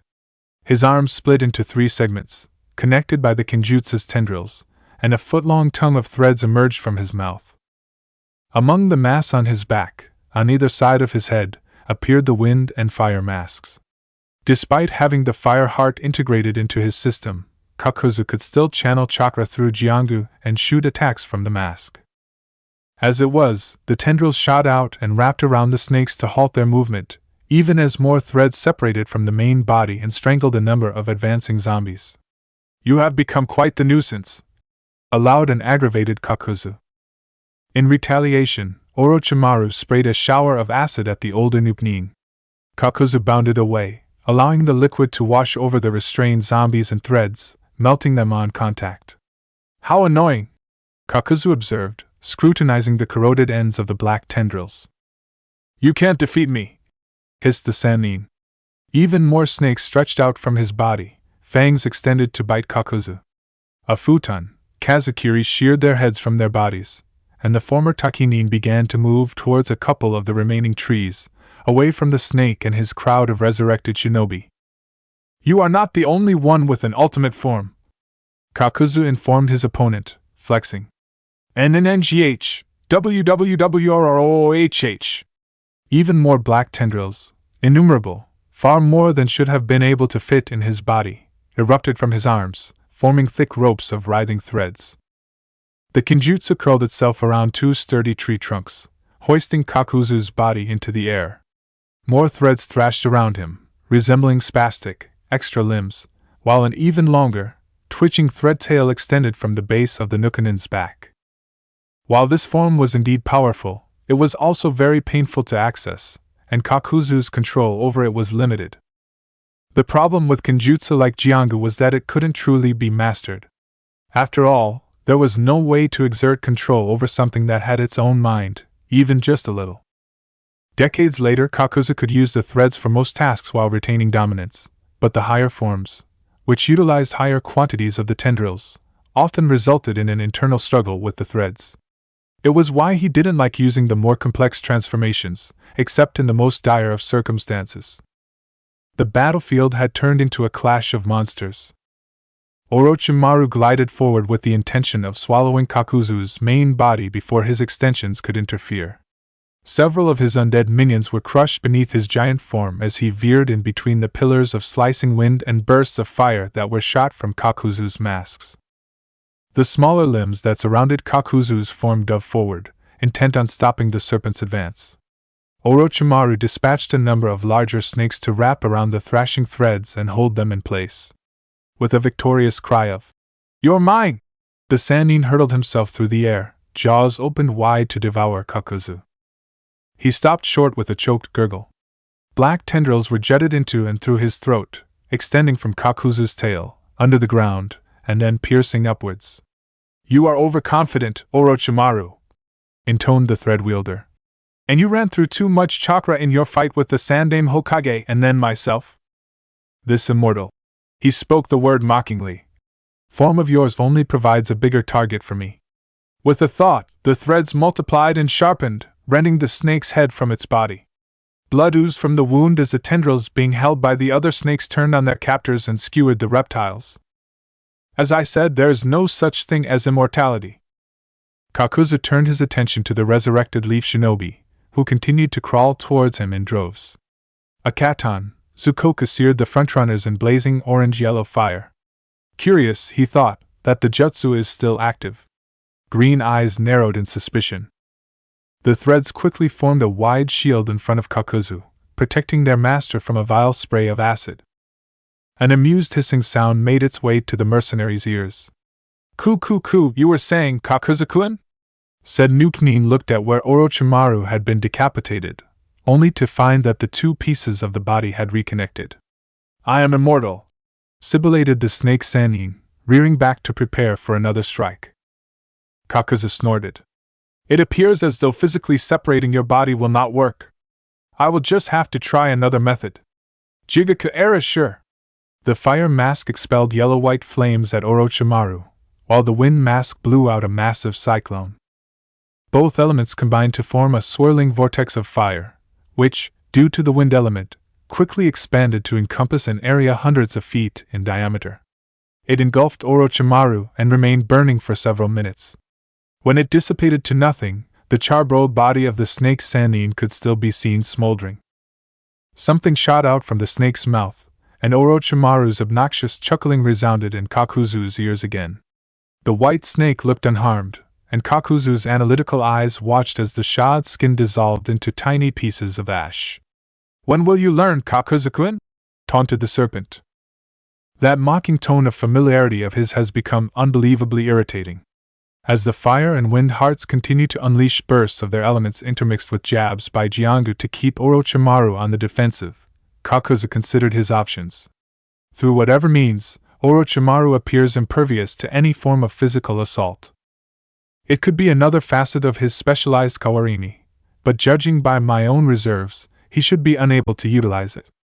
The only conclusion is that it is some aspect of his so-called immortal body, and without any information from Zetsu as to this form's weakness, I only have one option. Kakuzu grimaced at the thought. It is fortunate that I reviewed my alternatives during the brat's exams, though I will have to demand my money from Akatsuki for this service, since there will be no body. The technique he was preparing to use was dangerous in the extreme, even considering the kinjutsu housed within his body. It was a sealing jutsu, detailed in the Jiangu scroll as risky in the best of situations for the user as far as long-term effects went. Basically, it used the kinjutsu to bind and suppress the target before absorbing him or her into the user's body. In the same fashion, all the tendrils of earth grudge fear existed within the body. However, it apparently required a tremendous amount of willpower, as well as sacrificing some of Jiangu's sentience and mobility, to keep the other person restrained permanently. If Kakuzu ever wavered in keeping the snake Sannin repressed, Orochimaru could theoretically be released into the world again, and would most likely kill Kakuzu in the process. On the other hand, if the mercenary died without releasing his prisoner, Orochimaru would die alongside him. From what Kakuzu had read, it almost sounded like a method to seal a biju into a human, though obviously altered somewhat. Really, it had been a last resort, a failsafe, so to speak, on the off chance Orochimaru proved to be too much for him to handle. The fact that he had to use it, well, it spoke volumes of the snake Sannin's ingenuity and skill. It was little wonder that he was hailed as a genius. Ku, have you given up, Kakuzu-kun?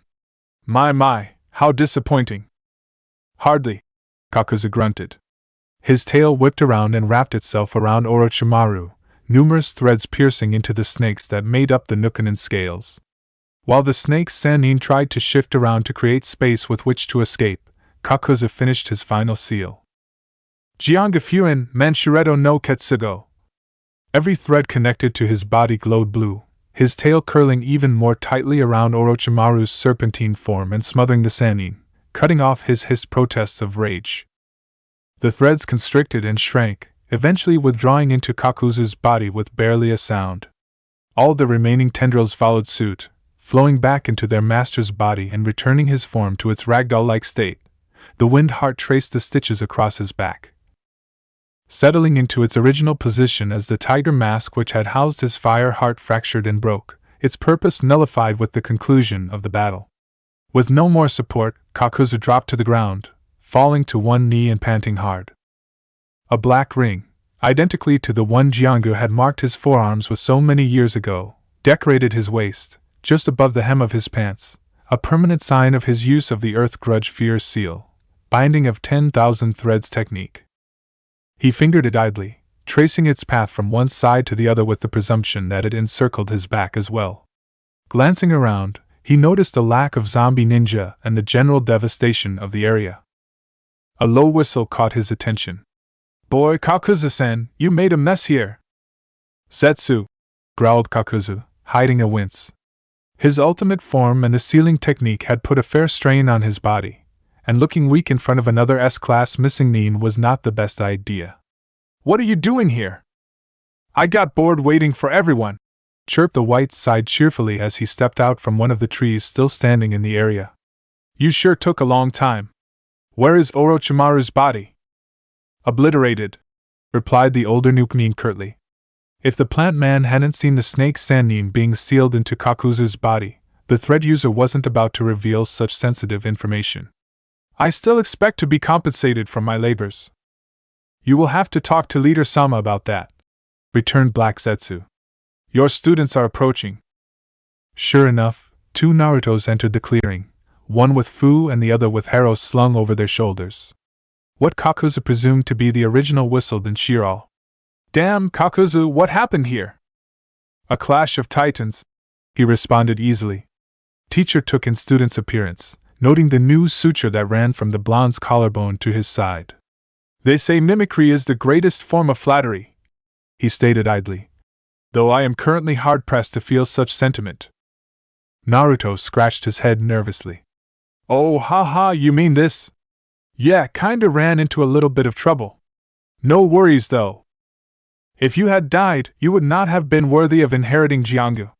That mark on your face looks absolutely ridiculous," he continued, noting the web-like pattern across Naruto's visage. "While stimulating," interjected Black Zetsu sarcastically, interrupting any retort Naruto was prepared to give. "We have a schedule to keep. Follow us." Zetsu began to move among the trees, popping up in random places so Kakuzu and Naruto could keep track of his position. "We require haste," Kakuzu said. "Give me the boy." The earth clone passed Harrow to the older shinobi and crumbled, prompting both thread-wielders to take off. After what felt like a fair amount of travel, the quintet came across a small gathering of people. Kakuzu's eyes narrowed at the strange company. Atop an off-white bird clay, he presumed, from knowledge of the person's deeds, was a young blonde with a slashed Iwagakure Hideate, Deidara, a terrorist bomber. That was where his knowledge ended. None of the other people were listed within his bingo book. Seated behind the blonde was a hunched figure covered almost completely in an Akatsuki outfit. Zetsu's black and white face peered out from the trunk of a tree, next to which stood a dark-haired man in a swirl-patterned, orange mask. Off to the side was an intimidating man with spiky, orange hair similar to Naruto's, ringed gray eyes, and various piercings all over his face. The aura he exuded marked him clearly as Akatsuki's leader. "Ah, Zetsu-san, you're back," waved the masked shinobi. "Be serious, Toby. Don't be mean, Toby is a good boy." "Enough." The single word uttered from the mouth of the orange-haired man was enough to make the clearing fall silent. Impressive, Kakuzu thought. The leader continued. "Toby, the cloak." Here you go, Leader Sama." The orange-haired man turned his attention to Kakuzu. "You took care of Orochimaru?" "Yes, though there is no physical proof given the extreme measures I was forced to utilize." The other man studied him for a moment before nodding imperceptibly. "Very well. You will be paid through funds Akatsuki has collected in compensation for Orochimaru's bounty, to be used at your discretion." He turned his attention to Deidara. "You collected the Ichibi?" "Yeah, HM. Took some effort, but he was no match for my art." "Good. We must conduct the ceremony before the jinchuriki regains consciousness. Here," he said, throwing the Akatsuki cloak and a ring with the word Hoku imprinted on a dark green gemstone to Kakuzu, who caught both with one hand. "Toby," he added, tossing a second ring, the one he'd gotten from Orochimaru's base, at the masked male, who fumbled with it briefly before sliding it upon his left pinky finger. "Welcome to Akatsuki. Uchiha Sasuke is dead." The line was delivered without emotion, as shinobi of Root were taught. Sai was knelt on one knee in front of Danzo, who was currently seated behind the Hokage desk, the red and white conical hat with the symbol for fire placed atop his head. The hat's angle kept most of the aged man's face hidden from view, so Sai was unable to read any reaction to the news, not that Danzo would probably have one anyway. "An unfortunate loss," Danzo replied at length. "But not an irreplaceable one." Danzo fell into contemplative silence, analyzing the consequences of such information. After being assigned to massacre his family, Itachi had made Danzo and the other two elders swear that Sasuke would both come to no harm and remain unaware of his clan's true intentions for overthrowing Konoha's government. Sasuke's death, while not a byproduct of anything he had done, might still have negative repercussions for Danzo. What those were would remain to be seen. "What of the genin who accompanied you?" "Aburame Shino, Hyuga Niji, Nara Shikamaru, and Yamanaka Ino," Sai clarified. "Cooperatively, we managed to incapacitate over a score of Otogekure shinobi, ranging in rank from low chunin to mid-jonin, according to preliminary interrogation. Based on skill, I would instead say they range from genin to high chunin.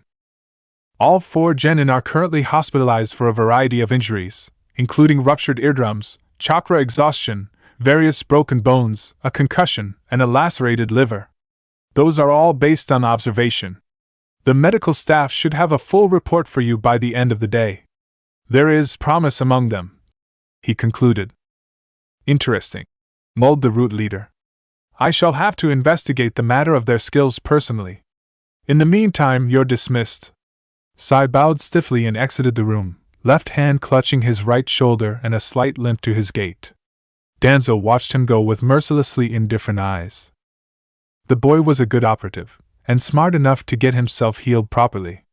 His age and undercover experience with the peers in his graduating class would give Danzo an edge in potentially swaying any or all of the 4 genin to Root.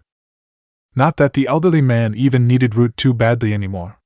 With Sarutobi Hiruzen dead at the hand of his former student, Danzo had been elected to the position of interim Hokage, soon to be officially recognized as the Godame. With the position came authority over the ANBU, which Danzo had partially modeled Root after. Still, the aged leader felt more comfortable utilizing the shinobi he had personally looked after and trained, finding their lack of emotions more effective for mission success than the average ANBU. While keeping the Black Ops program up as the Hokage's official soldiers, Danzo would continue to run the covert Root program and convert new additions where he could to breed better shinobi. It was finally Shimura Danzo's turn to rule Konohagakure, and he was going to make sure the village was strong. Certainly nothing like the invasion of the Sand and Sound would happen during his reign. There was still something to be taken care of, though. During the 3rd round of the Chunin exams, Danzo had noticed the blonde hair and crystal blue eyes of a Rain shinobi fighting against a couple of Takinin. The features were oddly reminiscent of Konoha's lost jinchuriki, not to mention bearing a striking resemblance to the Yondaime Hokage. Over the years, Root members had been dispatched to search for the Kyuubi's host, along with the more incompetent members of Sarutobi's ANBU, though they had turned up nothing, and many had never returned. The day the boy had been discovered missing was a sore reminder of how lax the Sandaime's rule had been. Sarutobi had accused Danzo of the blonde's mysterious disappearance, and although the idea had crossed the man's mind more than once, he had decided to abide by his rival's foolish wishes and leave the child alone. With the boy gone, Danzo had lamented the loss of such a powerful weapon. But now, here appeared a young male with similar features to the Jinchurikis, not to mention the fact that he seemed to be of the right age. Danzo wanted his weapon back. The boy had displayed an impressive amount of skill, which meant that he had clearly found a teacher, or been kidnapped and brainwashed. While it would take work, the aged leader could manipulate the child's mind back to serving Konoha, which would grant the Hidden Leaf a huge power boost when Danzo's plans eventually came to fruition. However, there was no telling how skilled the Jinchuriki was with the Biju's power. tracking and restraining him without killing him would require abilities and finesse his root shinobi didn't particularly excel in. He pressed a button on his desk which linked him to the secretary outside and uttered into the speaker, "Find and bring me Tenzo." Chapter 13, Initiation. Kakuzu couldn't say for sure where the motley crew of New Kneen was heading. The Land of Fire, for all intents and purposes, was an endless barrage of greenery. His sense of direction told him they were heading north-northeast, back towards the Valley of the End, but there was no telling what the group's purpose in venturing that way was. Not for the first time, the mercenary dug into the inside of the Akatsuki cloak he now wore and pulled out the ring Pain had given him. He had thus far neglected to put it on, unsure of any ceremony involved or what purpose the item even served, barring the fact that it allowed for acceptance into Akatsuki. Still, there had to be something more. Why else would each ring have different colors and symbols? "You should put that on." Kakuzu's attention was drawn to the masked figure of Tobi, bounding alongside him. Across the other male's back was the unconscious form of Haro, which Tobi had, rather cheerfully, offered to carry. The other Akatsuki nin had thus far proven to be obnoxiously happy, and with Pain leading the procession, Deidara and his slouched companion flying above the treetops, Zetsu already gone, and Naruto lagging behind with Fu, Kakuzu seemed to be his default conversation partner. It was not a role the former Takinin enjoyed being cast in. "I am well aware of the general procedure regarding materialistic possessions," he ground out. "Ah ha ha, Kakuzu-san, you talk funny!" From ahead of them, Pain intoned warningly. "Tobi." Sorry, Leader-sama, Kakuzu-san." The masked shinobi fell silent for a moment, as if repenting for his actions, before stage whispering to Kakuzu. "Setsu-san told me that anyone who wears a ring is an official member. Each of the rings goes on a different finger, to show that only 10 people can be part of Akatsuki at one time." He brought up his left hand to admire the slate blue ring with the character Ku placed on his pinky. If I remember what Setsu-san told me, your ring is supposed to go on your left middle finger. Give it a try, Kakuzu-san." Kakuzu ignored the peppiness of the other shinobi, choosing instead to look back at his protégé. Naruto was struggling under the burden of carrying Fu's body while moving through the Land of Fire. Still, the blonde was bearing his load in silence, his face a stony mask of seriousness. He must have learned something from his experiences fighting in Konohagakure. Green eyes shifted to stare at the new suture that decorated the blonde's chest. The price for power. Kakuzu was almost proud of Naruto's achievements and growth, not that he would tell his student that. Truly the boy was growing up per Kakuzu's intentions. The mercenary returned his gaze to the ring in his hand. If he wanted to stand a chance at postponing and or preventing Naruto's and Fu's deaths, he would need to do so from within the organization. Without a second thought, he slipped the band on his third finger. The dark green gem that composed the core of the ring emitted a similarly colored light, making the word Hoku stand out starkly in comparison. Ahead of him, Pain seemed to tilt his head in acknowledgement of the act. Apparently, Kakuzu had successfully passed some sort of test. It took another couple hours for the group to reach its destination, a small grove of trees at the delta of a river.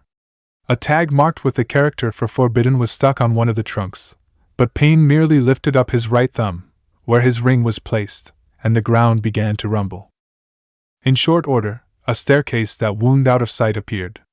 Tobi set Haro against a nearby tree and practically skipped into the tunnel, followed by Deidara's slouched partner. Zetsu had mentioned Sasori when giving a rundown of Orochimaru's abilities. Perhaps this was the Hidden Sands legendary Akasuna no Sasori? And then the former IWA nin himself. Pain turned his full attention to Kakuzu before the taller shinobi could move towards the opening. "This is for members only. The children stay here." "For what duration?" "It will take 3 days to seal the Achibi." Kakuzu nodded in understanding. "You heard the man, brat." Naruto opened his mouth as if to protest, but then closed it. Kakuzu was not a man to be trifled with, and it seemed as if Pain was even less of one. The blonde nodded reluctantly, figuring he could take the time to rest and wait for Fu and Haro to awaken. His teacher gave him a curt head bob before disappearing into the darkness. Pain fixed the jinchuriki with an intense stare before following behind. The second the orange-haired man was out of sight, the ground shifted back to cover up the hole. There was barely enough light to see by when the stairs opened into an expansive, but surprisingly empty, cavern. Comparatively, the base Zetsu had led him to before the Chunin exams to cement his team's cover was tiny. In the middle of the cavern stood Deidara, his partner, and Toby in a loose circle around the prone form of the Ichibi Jinchuriki. Deidara's clay owl was nowhere to be seen. Pain moved past him and performed a sequence of familiar seals. Kuchios no Jutsu, he intoned. A massive rumbling shook the cavern as a gigantic statue rose from the ground. Judging by appearances, it was probably demonic in origin, with shackles cuffing its wrists and a scroll clenched between its teeth. That would explain the enormity of this hideout, Kakuzu observed silently. Assemble, Pain ordered.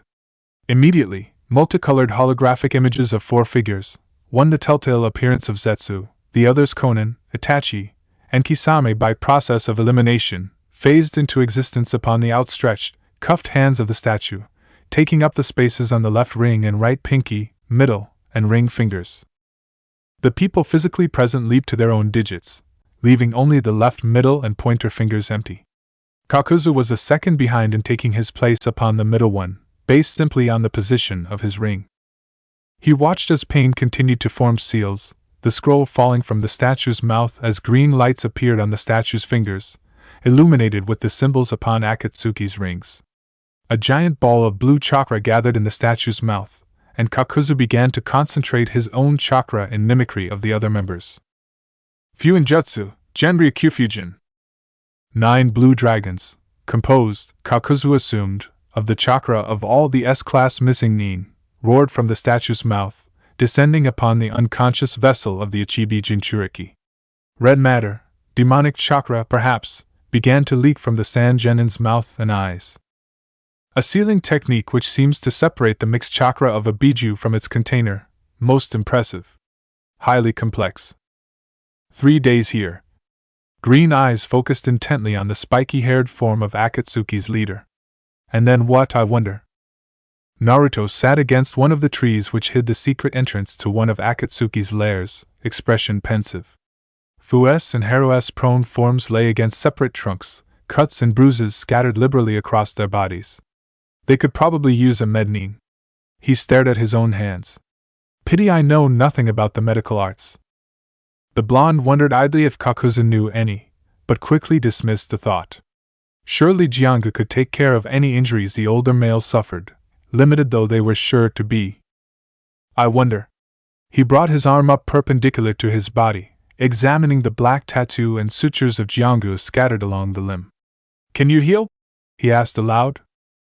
There was a collection of images and thoughts that passed through his mind, the Kenjutsu's strange method of communication giving him pause. No, the threads could really only heal their host's body, but if manipulated properly they could be used for certain other applications. All right, he said. Let's experiment. With that, he got to his feet and walked over to Haru. The cobalt-haired boy had definitely seen better days. Naruto divested the aim-nin of his shirt, which was smeared with dirt and blood, to better access and assess the boy's wounds. Large bruises decorated Haru's torso, blotching the pale skin with bluish-purple splotches. The blonde placed one hand upon his teammate's torso and pressed gently. There was a somewhat crunchy feeling at the spot, and Naruto barely withheld a wince that contained a glimmer of his teacher's sadistic grin. Ooh, that sounds nasty. Probably a couple of broken ribs, maybe some fractures, handful of punctured organs. Not that I have any idea what I'm talking about, he admitted aloud. Well, let's see what you can do. A handful of threads slithered forth from his tattoo and wormed their way into Haru's body. Naruto observed the proceedings with mild curiosity, noting how the Kenjutsu was merging with the aim-nin's body in a more cautious manner than he'd seen it do with others in the past. Through his connection with the tendrils, the blonde could somewhat sense the layout of Haru's body, as well as achieve a better understanding of the boy's injuries. Black threads wrapped tightly around a number of Haru's broken ribs, detaching from the main mass to bind and set the fragmented pieces to ensure a proper and quicker healing. They wormed their way throughout the aim-nin's body, stitching a small puncture in one lung and a number of perforations in the kidneys. "Man," Naruto observed, trying to take note of what the threads were doing and only half understanding the images he was seeing. "Did you get a number done on you? Must have pissed off that fat guy something fierce." The tendrils withdrew from Haro's skin, leaving no trace of their entry. Naruto moved over to Fu, intent on giving her the same treatment, but paused. Somewhere in the back of his mind, the blonde recognized that what he was about to do was wrong. Not in the sense of being bad, he was trying to help a friend, after all, but that the situation he was about to enter was inappropriate. Fu was not Haro. The idea of removing her clothing invoked a strange feeling of impropriety. Of course, the difference was obvious. Fu was a girl. Females, he knew from lessons and lectures with both Ryo and Kakuzu, didn't possess the same physiology as males. Naruto's hesitance in his present situation was understandable given that, barring the limited time he had spent with his fellow jinchuriki, his experience with women was non-existent. Kakuzu made a point to avoid interacting with people as much as possible, and aside from the basic biological differences taught to him for the simple sake of being educated, elaboration upon the topic of the opposite sex had been and still was completely unnecessary. After all, he was still only 12, though close to his 13th birthday. And thus not driven by hormones. That wasn't even considering that Kakuzu absolutely seemed like the type to advocate his pupils' disinterest in engaging in relationships with the opposite sex. None of those thoughts really registered in the Kyuubi Jinchuriki's brain. All he could say for sure was that some deeper instinct felt that there was some line he was about to cross that he should know about, and yet didn't. Social protocols hardly existed in the world of a rogue shinobi. Carefully, Naruto removed the girl's top layers of clothing and placed them upon the strange red cylinder she always carried around with her.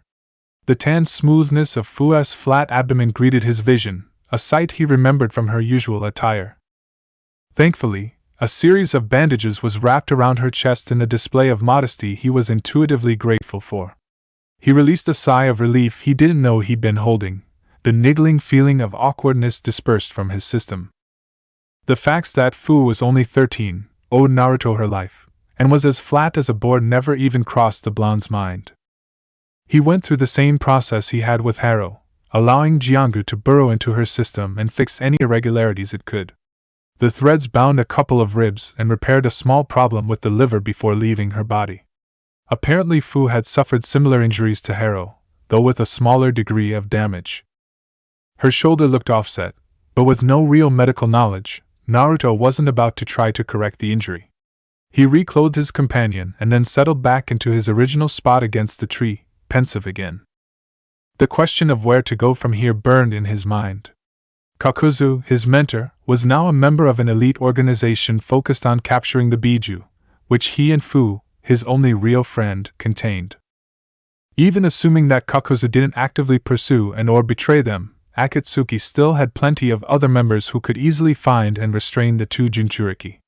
They could possibly escape for a little bit, maybe build up their strength and hope to take on Akatsuki, but every road he could imagine eventually ended in them getting caught. So where did that leave them? Their other option, Naruto supposed, was one of those insane, albeit crazy enough to work ideas. Basically, he and Fu could work alongside Akatsuki, potentially even aiding the syndicate in achieving its goal, and simultaneously use the closeness to exploit any weaknesses within the organization. By gathering information on what each of the members could do in terms of skill, as well as their personalities, idiosyncrasies, and other details, evading them and prolonging his and Fu's capture became easier. Naturally, all that was theoretical, but it wasn't like he had much in the way of options. Stay, and either buy time and gain valuable intelligence and resources, or get captured, and most likely killed, immediately, leave, get no resources, and be captured at some indeterminable future point in time. The decision seemed relatively simple, even considering the risk. Naruto maneuvered his body to better watch Fu, studying the rise and fall of her chest with strange intensity. For some reason, the idea that some random ninja had been able to do so much damage to her didn't sit well with him. Fu was strong and capable, and beyond that, someone who knew what it was like to walk in every aspect of Naruto's shoes. To lose her was unacceptable. With that, the blonde's decision was made for him. He would have to play his cards right, hope that Kakuzu, in his strange helping in roundabout manners methodology, would stick by his pupils, and pray that he was lucky enough that Akatsuki would rather make use of two wayward jinchuriki who could do them a fair amount of good in the short term rather than kill them, but he would do everything in his power to protect Fu and simply survive. In the meantime, he still had the better part of 3 days before he could even put his plan into action, so he settled back and allowed his eyes to close as a wave of tiredness washed over him.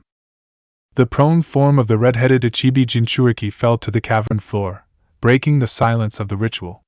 A pupil appeared in one of the statue's eyes, and the mercenary could only extrapolate that the biju had been extracted to the statue, leaving its host dead. The other members released their seals, prompting Kakuzu to do the same, and he resisted the urge to stretch his stiff muscles after 3 days of non-movement. That was when Pain began speaking. "We have annexed the land of sound from Orochimaru, and the treacherous snake has been disposed of," he announced in a grand monotone. "As such, our base of operations will be moved to Odogakure, and all our future movements shall be coordinated from there. I will be there shortly to oversee the transition," he directed to Konan. He looked around at the rest of the organization. "In the meantime, the rest of you will continue with your assignments. There is still much to be done before our ultimate goal is achieved." Ringed gray eyes turned to focus on the tall Nuknin. "Kakuzu, stay." The 4 holographic projections fizzled and disappeared. Deidara leapt from his perch and threw out his miniaturized clay owl, which promptly multiplied in size. "Better get a move on, Sasori no Dana," he crowed. "You haven't fulfilled your quota yet, Impudent brat," intoned Sasori, jumping to the floor and landing with a heavy clunk. "The best masterpieces take time," he stated warningly, shuffling towards the exit. The pair's bickering voices could be heard echoing around the space as they departed. Kakuzu's green eyes watched them go, flickering briefly over to catch Toby wave a farewell and disappear as silence engulfed the remaining 2. He descended to the level of the orange-haired man. "You wish to speak with me?" he prompted. The shorter man studied him carefully while Kakuzu did the same. For both, it was a measure of the other's character, a test of their mettle in the face of another powerful presence. Kakuzu was sure that the younger male had some knowledge of what he could do, and while Pain's abilities were still an unknown, the fact that he led an organization composed of other S-class criminals spoke highly of the strength and respect he commanded. Still, Kakuzu was not one to be subordinated so easily, and he refused to succumb to Pain's scrutinizing gaze. After a long moment, Pain blinked, breaking the spell cast between the 2. "You know of Akatsuki's goals?" "I know enough," Kakuzu replied easily. He couldn't say with certainty that he knew every aspect of the organization's plans, but he could piece together what he did know and draw conclusions from there. The mercenary would not cede any weakness, whether physical or mental, in front of this man.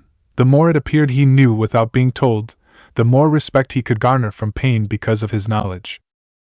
Even if some of said knowledge was a bluff. The orange-haired man nodded. "Your assignment is the Rokubi no Namakuji. Last we heard, it was within the possession of Kirigakure, but that was years ago and the bloodline purges may have resulted in the Jinchuriki's demise. According to what limited records we have found, the Rokubi is rather intelligent and reclusive. This is why I have assigned it to you." That made sense to Kakuzu. Send a bounty hunter to find someone who was good at hiding. He inclined his head and turned to leave, but Pain's voice cut him off. "Akatsuki members work in pairs. I work alone. You have been in the company of another for many years now. Extenuating circumstances. He is valuable. I am well aware of the Kyubi Jinchuriki's value, as you put it." Kakuzu turned around slowly to face Pain, face betraying nothing. "Uzumaki Naruto, container of the Kyubi no Yoko, sealed within him by his own father, the Yandame Hokage, Namikaze Minato. I also know that you have more recently taken the Jinchuriki of the Nanabai under your wing." He is well informed. Of course, Kakuzu had already been threatened with the loss of Fu before by Konan, but the fact that Pain knew of Naruto, while not completely surprising, was still bad. It was like an intricate dance where both people were trying to lead, and Kakuzu was quickly losing ground. If you know so much, then you must know of my tendencies. If you're referring to your sadism and temper, then yes, Setsu has informed me of such. I have found you the ideal partner, though attempts to recruit him have been unsuccessful thus far. Kakuzu arched an eyebrow skeptically. To have planned so far ahead as to find me a partner before I even joined, he has impressive foresight. Then how exactly is this person going to become my partner? You have a quality I believe he will find tempting. Here, he stated, throwing a slim folder at the newest member. Information for you. Finding this man is your first priority. I will contact you when he has joined our ranks. And you will know of this how? Pain tossed a small object at him, which Kakuzu caught easily. He turned it over in his hand, studying the ring with the character San inscribed on an orange gemstone. That will be enough, Pain said. Kakuzu nodded and turned to leave, but apparently the orange-haired man wasn't done. The jinchuriki, what are your feelings towards them? When the mercenary didn't immediately respond, Pain continued. You know that this process kills the jinchuriki. Kakuzu's green eyes flickered over to Gaara's corpse. They will eventually be sacrificed for Akatsuki's goals. They are outside, weakened and outnumbered. Why not just capture them now? The time is not right. Perhaps there is an order to the ceiling that prevents the higher Biju from being extracted too early. The children are of little consequence to me, he responded flippantly. However, I believe it would be prudent to speak to them before committing to any decisions. They have a propensity for being profitable. Kakuzu took Pain's lack of response as his cue to leave, headed for the stairs. Before he moved completely out of earshot, Kakuzu stated smoothly, I will be taking the children with me on this mission. The experience will be useful, should you decide to implement their talents into your plans. Kakuzu's footsteps seemed unnaturally loud in the quiet of the stairwell as he ascended. The monotonic sound offered him little reprieve from the many thoughts bouncing around his mind. There was little doubt that he was walking a thin line between trying to keep the jinchuriki alive and abiding by Akatsuki's wishes. At some point in the future, Naruto and Fu would have had to survive on their own merit anyway, but Kakuzu had hoped to ingrain more survival instincts in them before that day came. Now, his time to do so seemed to be severely constricted. Even more frustrating was the lack of an exact time frame he had to impart such wisdom to them. Kakuzu's process was slow and methodical, training while seeming to not really train at all. Time constraints hindered that process. While he could stall on the capture of his Biju, that would draw suspicion towards him, and as the newest member, and the one most connected to Naruto and Fu, he was probably already under scrutiny. He would have to make his moves carefully. The bounty hunter emerged into muted sunlight, the canopy providing a shield to the harsh mid-afternoon sun. Green eyes blinked slowly in the limited light before Kakuzu turned to look for his pupils. Naruto was standing next to and slightly in front of a sitting Fu, whose back was against a tree, bandages wrapped around her torso. Opposite them was Zetsu, in the process of melding out of a tree. Both Tobi and Haro stood between the two parties, an innocently curious tilt to the former's head. The former Takinin cleared his throat. Naruto's head swiveled towards the noise, his expression lighting up as he exclaimed, Kakuzu! Said mercenary ignored the rather exuberant greeting and turned to face Setsu. Setsu, he greeted in a monotone. To what do we owe this pleasure? Ah, Kakuzu-san, don't be like that. White Setsu offered cheerfully. We have only come to return your belongings from the other base. The plant man held out a bundle of clothes, and Kakuzu took the proffered head and mouth covering and slashed through Hidan. He put them on with disguised haste, more comfortable in his usual garb with the facial stitches and hair hidden beneath cloth. Fully garbed, he watched as Naruto hesitantly grabbed his and Fu's clothing, the blonde's blue eyes never losing their cautious skepticism. Zetsu stared back unblinkingly. Kakuzu cleared his throat again. Anything else? No, Zetsu replied, shifting his normal eye to look at Kakuzu. We're going to take Haro with us. Good luck with your mission. Come, Tobi. The plant man emerged with the tree as Tobi grabbed Haro and waved a cheery farewell before disappearing into a vortex of swirling energy, not even giving the cobalt-haired boy a chance to say goodbye. Naruto and Fu watched in mute shock. "They're fucking weird," commented the blonde at length. "I might miss Harrow, though." Kakuzu mentally agreed that the blonde's first statement was accurate. "Come," he motioned, moving north.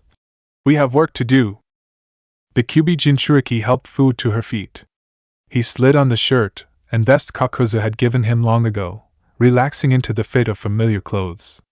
"We?" he asked, curiosity piqued. "Yes." When the mercenary didn't elaborate, Fu piped up. "What are we doing?" "Searching for someone." Naruto scowled in frustration. "Could you possibly be any more vague?" Kakuzu lowered his voice, though it retained his gruff register. "Here is not the proper setting with which to discuss such information." Naruto glanced behind him, spying Pain standing at the entrance to the hideout, watching them depart. He opted to stay quiet after that, Fu walking beside him as they followed their teacher. They plodded along at a rather sedate pace for a number of hours, despite the urgency Naruto felt Kakuzu should have had to get away from Pain.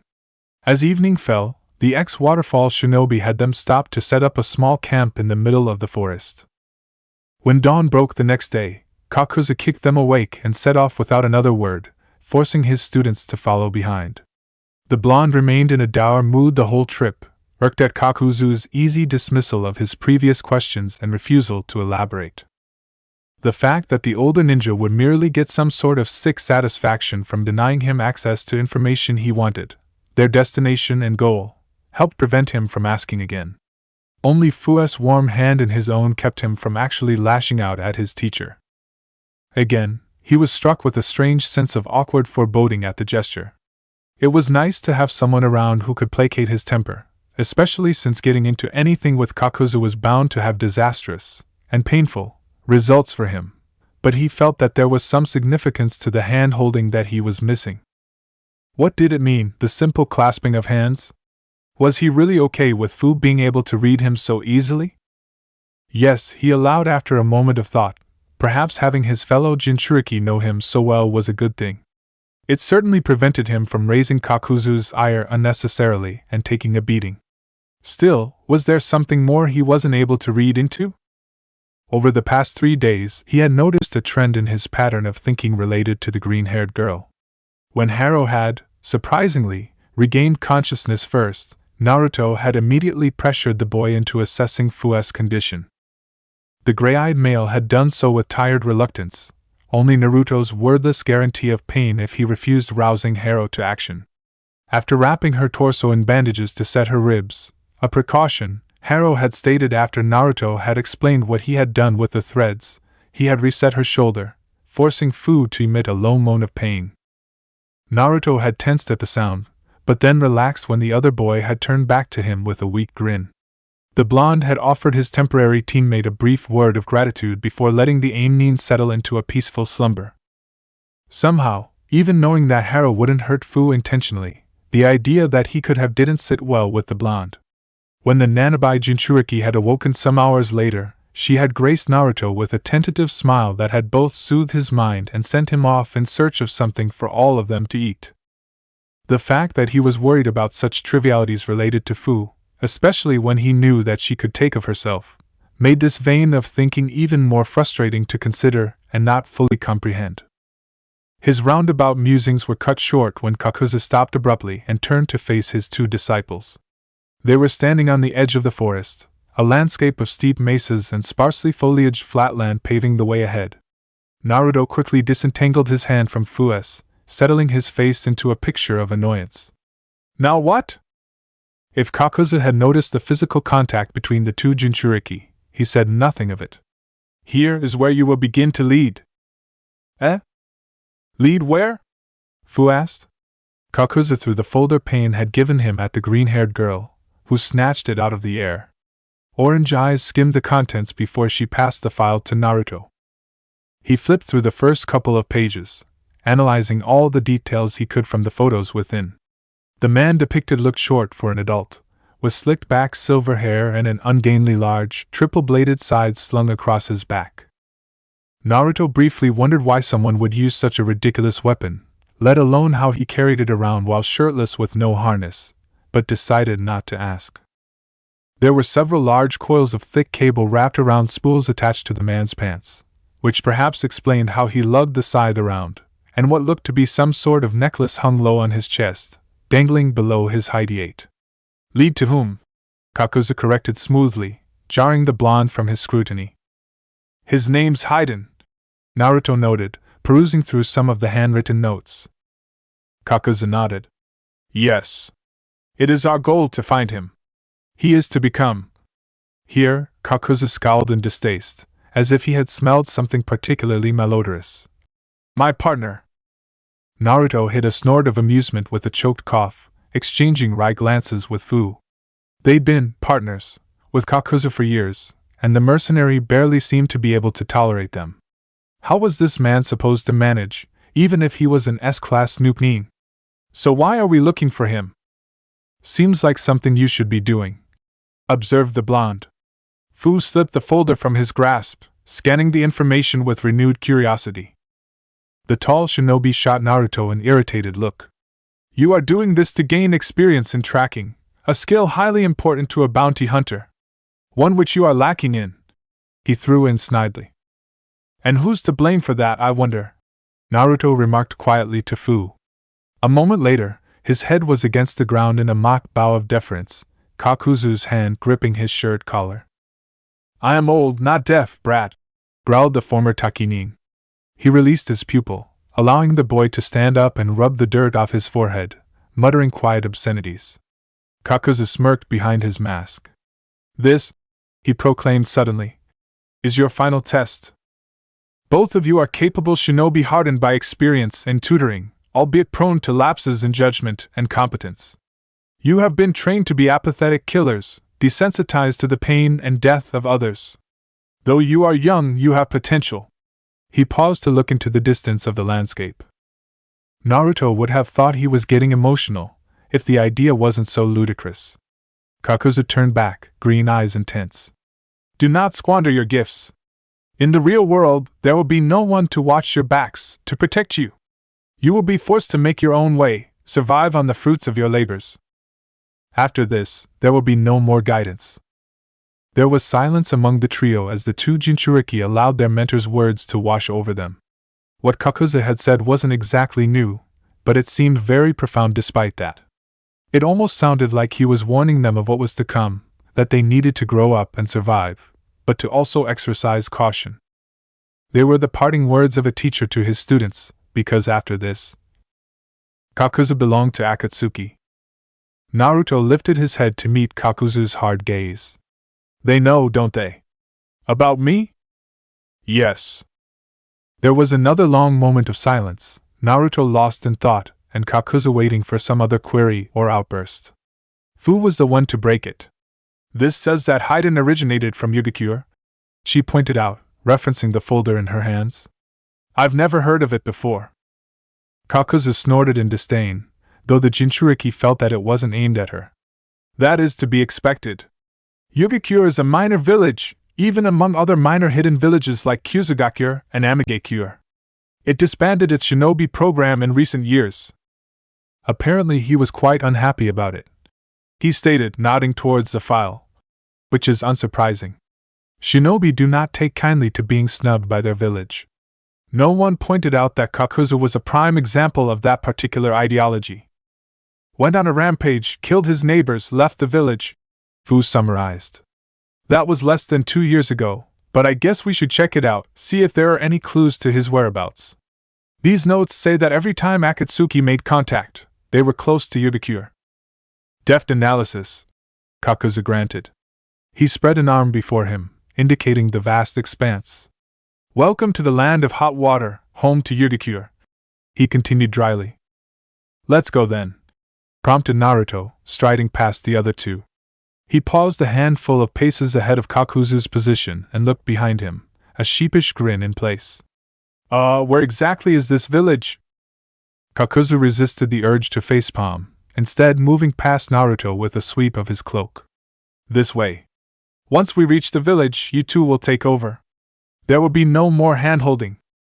Neither jinchuriki asked for clarification on whether he was referring to their previous physical contact or him leading them through their quest, though Naruto had to bite his tongue to not make a snarky comment about how Kakuzu had never used hand-holding as a teaching tool. His piece said, the mercenary took off, both jinchuriki following close behind. The journey was quiet for a long while, everyone lost in their own thoughts. After a couple of hours, Naruto decided to act on them. Hey Kakuzu, what He scratched his head nervously. What do you know about Akatsuki?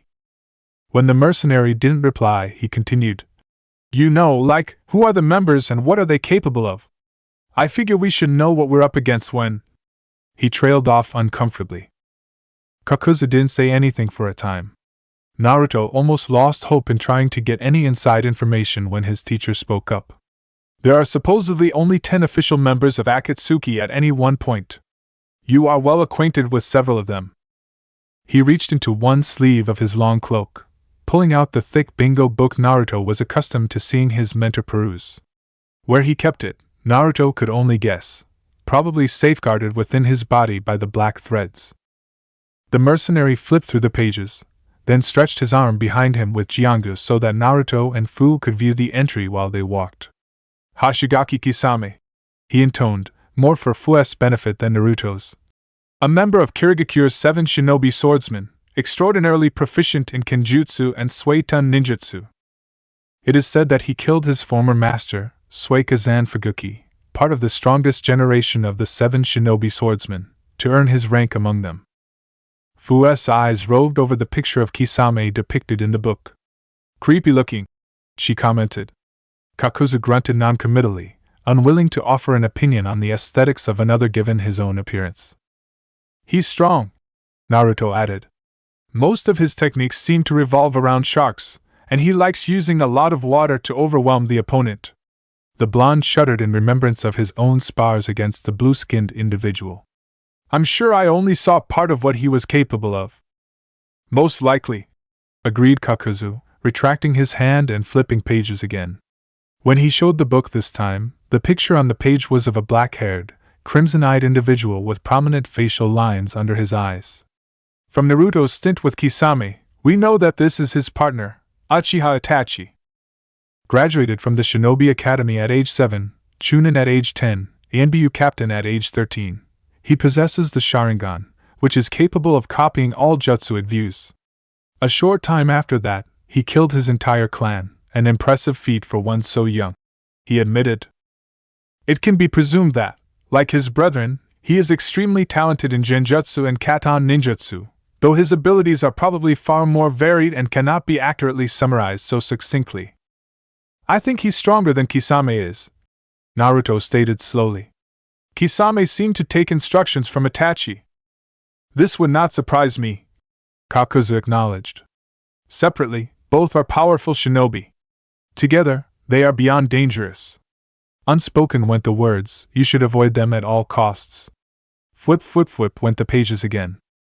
This time, the image the jinchuriki were presented with was of a child Naruto guessed to be their age, blonde hair and a high ponytail with a long fringe covering one eye. Deidara, prodigy of Iwagakure's Happa clan and the youngest member of the Explosion Corps in decades. The Happa clan is known for its Kekkei Genkai, the Bakutan chakra nature. It is highly destructive. He deadpanned. Naruto rolled his eyes. Gee, really? I wouldn't have guessed. The older shinobi disregarded his pupil's sarcasm. Deidara was taught by the Sandaime Tsuchikage, and can be assumed to be quite competent with Doton ninjutsu. It is rumored that he stole a kenjutsu from Iwagakure which allows him to infuse his explosive chakra into clay creations. Judging by the size of the bird he arrived on, these rumors have merit. After he left the village, he became a terrorist bomber for hire, though his activities lessened in frequency a couple of years ago. I can only surmise that he was recruited to Akatsuki around that time. You seem to know a lot about him, Fu commented. Kakuzu grunted. He piqued my interest some years ago. Unfortunately, I was rather preoccupied with keeping tabs on the brat. Protested Naruto. What do you mean keeping tabs? You went off gallivanting around the world and left me alone too.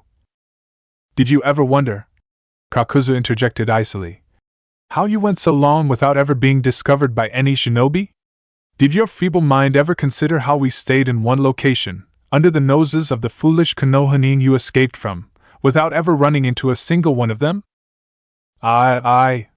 Fu shot him a curious glance when he couldn't formulate a cohesive response. The blonde swallowed, thinking over this new information. It was true that while living in Onanji, Naruto had never run across any other shinobi, despite the fact that, with the hindsight that he was a jinchuriki, they would certainly be looking for him. And Kakuzu, while neglectful with his training, had also never put him in a dangerous situation without considering him ready to handle it. Plus, the mercenary had been gone an awful lot during his younger years.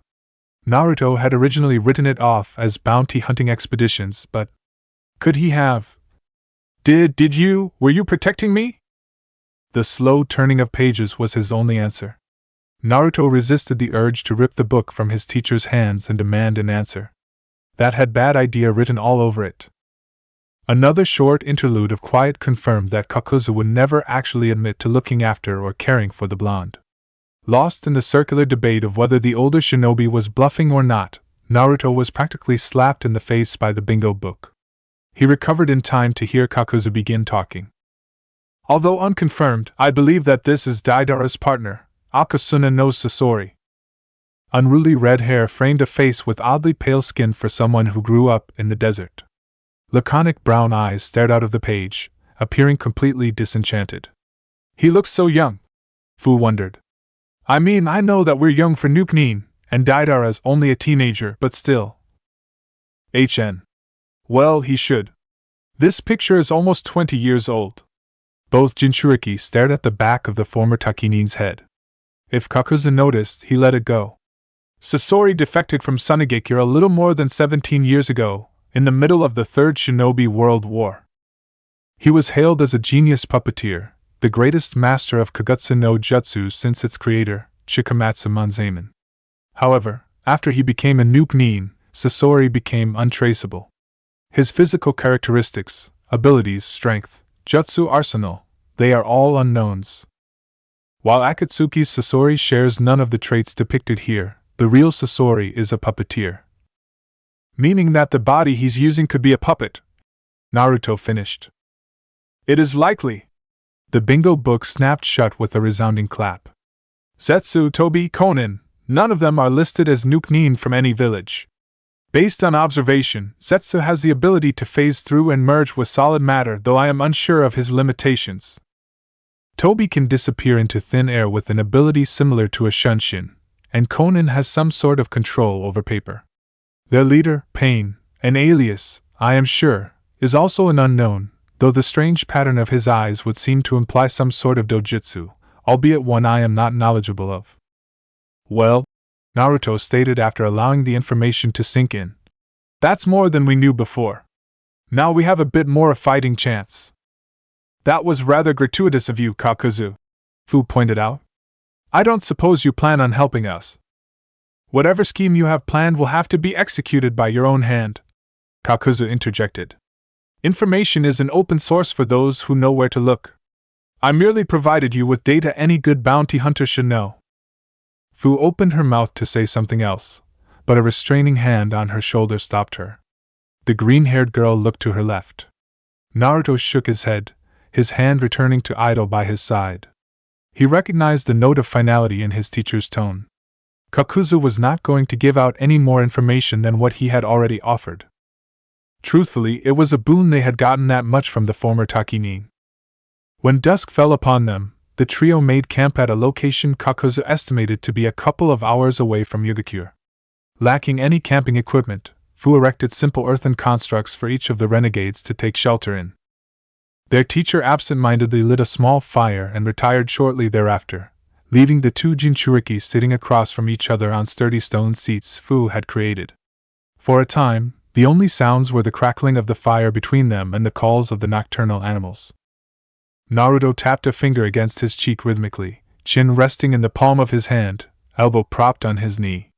Prodigies, he murmured at last. Prodigies and masters and geniuses. Fu nodded sullenly. Things don't look too good, do they? Naruto made a non-committal noise. Are we gonna die? She whispered, as if afraid someone would overhear her trepidation. Naruto offered her a sad quirk of his lips. Not without a fight, we're not. And, he continued, pausing to collect his thoughts, I think we still have time. At his companion's questioning head tilt, he elaborated. Think about it. They had us right where they wanted us, outnumbered, outclassed, and tired. But instead of taking us then, we were allowed to leave with Kakuzu. What does that tell you? The Nanabai Jinchuriki thought about it for a moment. They either want to make use of us, she replied slowly, or they can't take the Biju from us yet. Naruto nodded. Which do you think it is? He shrugged. Dunno. We don't know enough about their operations or their plans to make an accurate prediction. For now, we play by their rules. We find out exactly what each of the members can do, get stronger, and stay on their good side. If we get really lucky, we won't have to fight for our lives. Silence reigned after that, the two Biju containers allowing Naruto's last statement to echo in their minds. When the fire died out some time later, the two young ninja went to their respective shelters with quiet bids of good night. Naruto woke up earliest the next morning, moving on a mixture of restlessness and nervous energy. Hungry, and looking for something to do, he scoured the vicinity for something edible, eventually coming up with a couple of groundhogs. Kakuzu was awake when he returned, and the older ninja rekindled the fire from the previous night without a word between them. Today we reach Yugakure, Naruto thought between bites of roasted animal. At that point, Kakuzu would turn the reins over to him and Fu to find Hidan, no matter where the man currently was. It was almost as if Kakuzu was passing the baton to the two of them, and the success of their future lifestyles depended on the outcome of the search for Akatsuki's newest member. Blue eyes narrowed with steely resolve. I won't let you down. Fu woke shortly thereafter, and after eating the remaining meat, she demolished the earthen shelters and the trio took off again. They arrived at the entrance to Yugakure after a couple of hours. As they stepped through, Kakuzu scoffed. Not even a guard. Pathetic. Naruto and Fu exchanged looks, the former rolling his eyes. What a shock, Naruto muttered. Kakuzu holds disdain for something. Fu let out a short giggle, prompting a small grin from the blonde. Make yourself useful, brat, interrupted Kakuzu, and tell me where our target is. Otherwise this poor excuse for a hidden village will not be the only thing I regard with disdain. Yeah, Naruto dismissed, walking ahead of his teacher with Fu slightly behind him. Like I'm not already on that list. Maybe we should do something productive, Fu suggested. She walked up to the nearest villager, an elderly woman, and asked politely. Excuse me, Oba-chan, I was wondering what you knew about a man named Hidan. The woman's face immediately crumpled into a terrified expression. Ooh, she moaned. He's a terrible man. Coming here and slaughtering our citizens, with no reason other than the fact that he likes it. He comes by every couple of months to destroy another section of our beautiful village, ranting and raving about some person. Jiaxin, I think? We've tried hiring shinobi to protect us, but none of them have ever returned to the village. And just last week, my daughter-in-law was... The woman burst into tears, overcome by sorrow.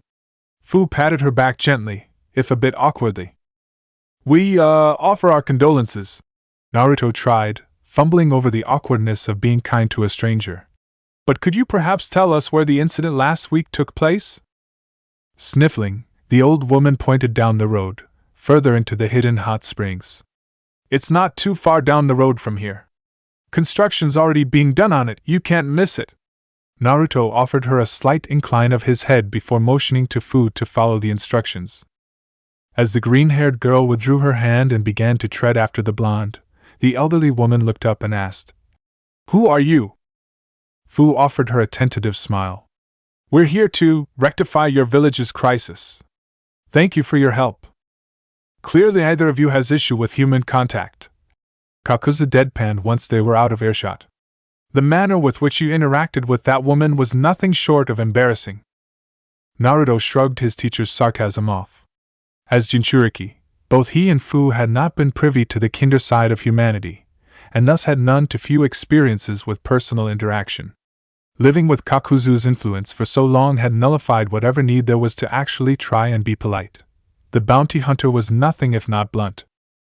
Almost disappointed with his student's lack of a reaction, Kakuzu goaded. Subtlety is an important aspect of the hunt. Yeah, 'cause a 6-foot man covered head to toe and wearing a black cloak with red clouds is the definition of subtlety, retorted the blonde. Kakuzu smirked behind his mask, glad to see his student's vim and peppiness intact. Naruto would make a fine legacy someday. Assuming he survived whatever Akatsuki had planned for him, of course. The sound of a deep-voiced man yelling caused Naruto and Fu to run ahead, banking right at the next path. Kakuzu reached the intersection at a more sedate pace, opting to remain behind and study his student's methods. Analytical green eyes took in every detail of the surrounding area. Huge stacks of lumber were piled everywhere, in close proximity to a series of buildings which were all in various states of disrepair. Villagers donned in hard hats milled about the area, carrying wood, tools, bricks, and a variety of other infrastructure materials from one location to another. Ants, Kakuzu thought with scorn. All of them scurrying around like tiny insects. Pathetic. Some of the buildings held scorch marks, the residue from some explosion or katon ninjutsu, he deduced. Rust-colored splotches along the walls and on the ground provided evidence as to a large amount of bloodshed. Naruto and Fu came jogging back shortly thereafter. The foreman confirmed what we already knew about Hidan, Fu stated. He was a loyal ninja of Yugakure until the village disbanded its program and became a tourist destination. Then he went batshit crazy. Naruto jumped in. Slaughtered his neighbors and left the village. Apparently he's been returning every so often since he left. Kills some people, razes some buildings, he likes to cause destruction. But his visits are sporadic, they range anywhere from 3 weeks to 3 months. Trying to prove a point, Kakuzu muttered.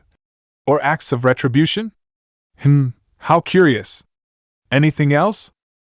Bloodstains, Fu replied. All over the place. We can only assume Hidan's the cause. There's a trail that goes out from behind that building and leads deeper into the land of hot water. Naruto gestured. Just judging by the size of some of the bloodstains, I'd guess that he's wounded.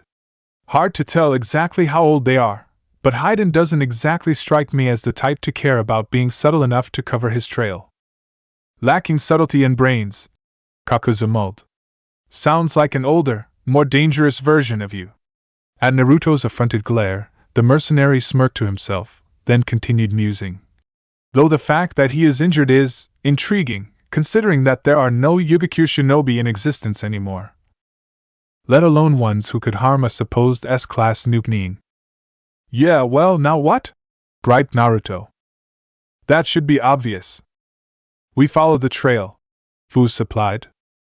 Kakuzu nodded. Clearly the brains of the pair, he muttered, drawing another scowl from his blonde protege. Yes, as any good bounty hunter would, we follow the trail. Now lead. Growling obscenities under his breath, Naruto stalked off in the direction of the construction, leaving Fu and Kakuzu to follow him. Unable to resist a parting shot, Kakuzu added, Not that a good bounty hunter would ask for information anyway. Shinobi procure their knowledge by merit of their stealth and espionage abilities. The blonde's ravings about sadistic, temperamental, child-hating bastards could be heard clearly as the trio trekked out of the village. A month and a half in the wilderness with only Kakuzu and Fu for company was a long time. Granted, Naruto had spent longer periods of time with only Kakuzu or Kisame, and Itachi for company, but after having to be around people for the Chunin exams, the isolation of the outdoors was a strange contrast. He had never really considered the difference between living with and without the assets of the city life. Toilets, for instance. The good news, he supposed, was that Fu was around. Without her, and with Kakuzu's reawakened sadism, Naruto was sure he would have gone crazy trying to survive with only the older shinobi to interact with. That said, the former Takinin had also mellowed somewhat, at least, compared to what Naruto had expected from his teacher's behavior. Aside from that fact that the blonde thought Kakuzu would have flipped his lid at the amount of time tracking Hidan had taken, and he thus far hadn't, the missing nin had also proven to be quite helpful, even more so than during the Chunin exams. During the month and a half of movement, Kakuzu had proven himself adept as a tutor, if not a snarky and sarcastic one. In between trying to retrace Hidan's movements through the land of hot water, Kakuzu had imparted the wisdom of some of his techniques upon the two jinchuriki. Though true to his word, he had revealed nothing of the intricacies associated with mastering Jiangyu.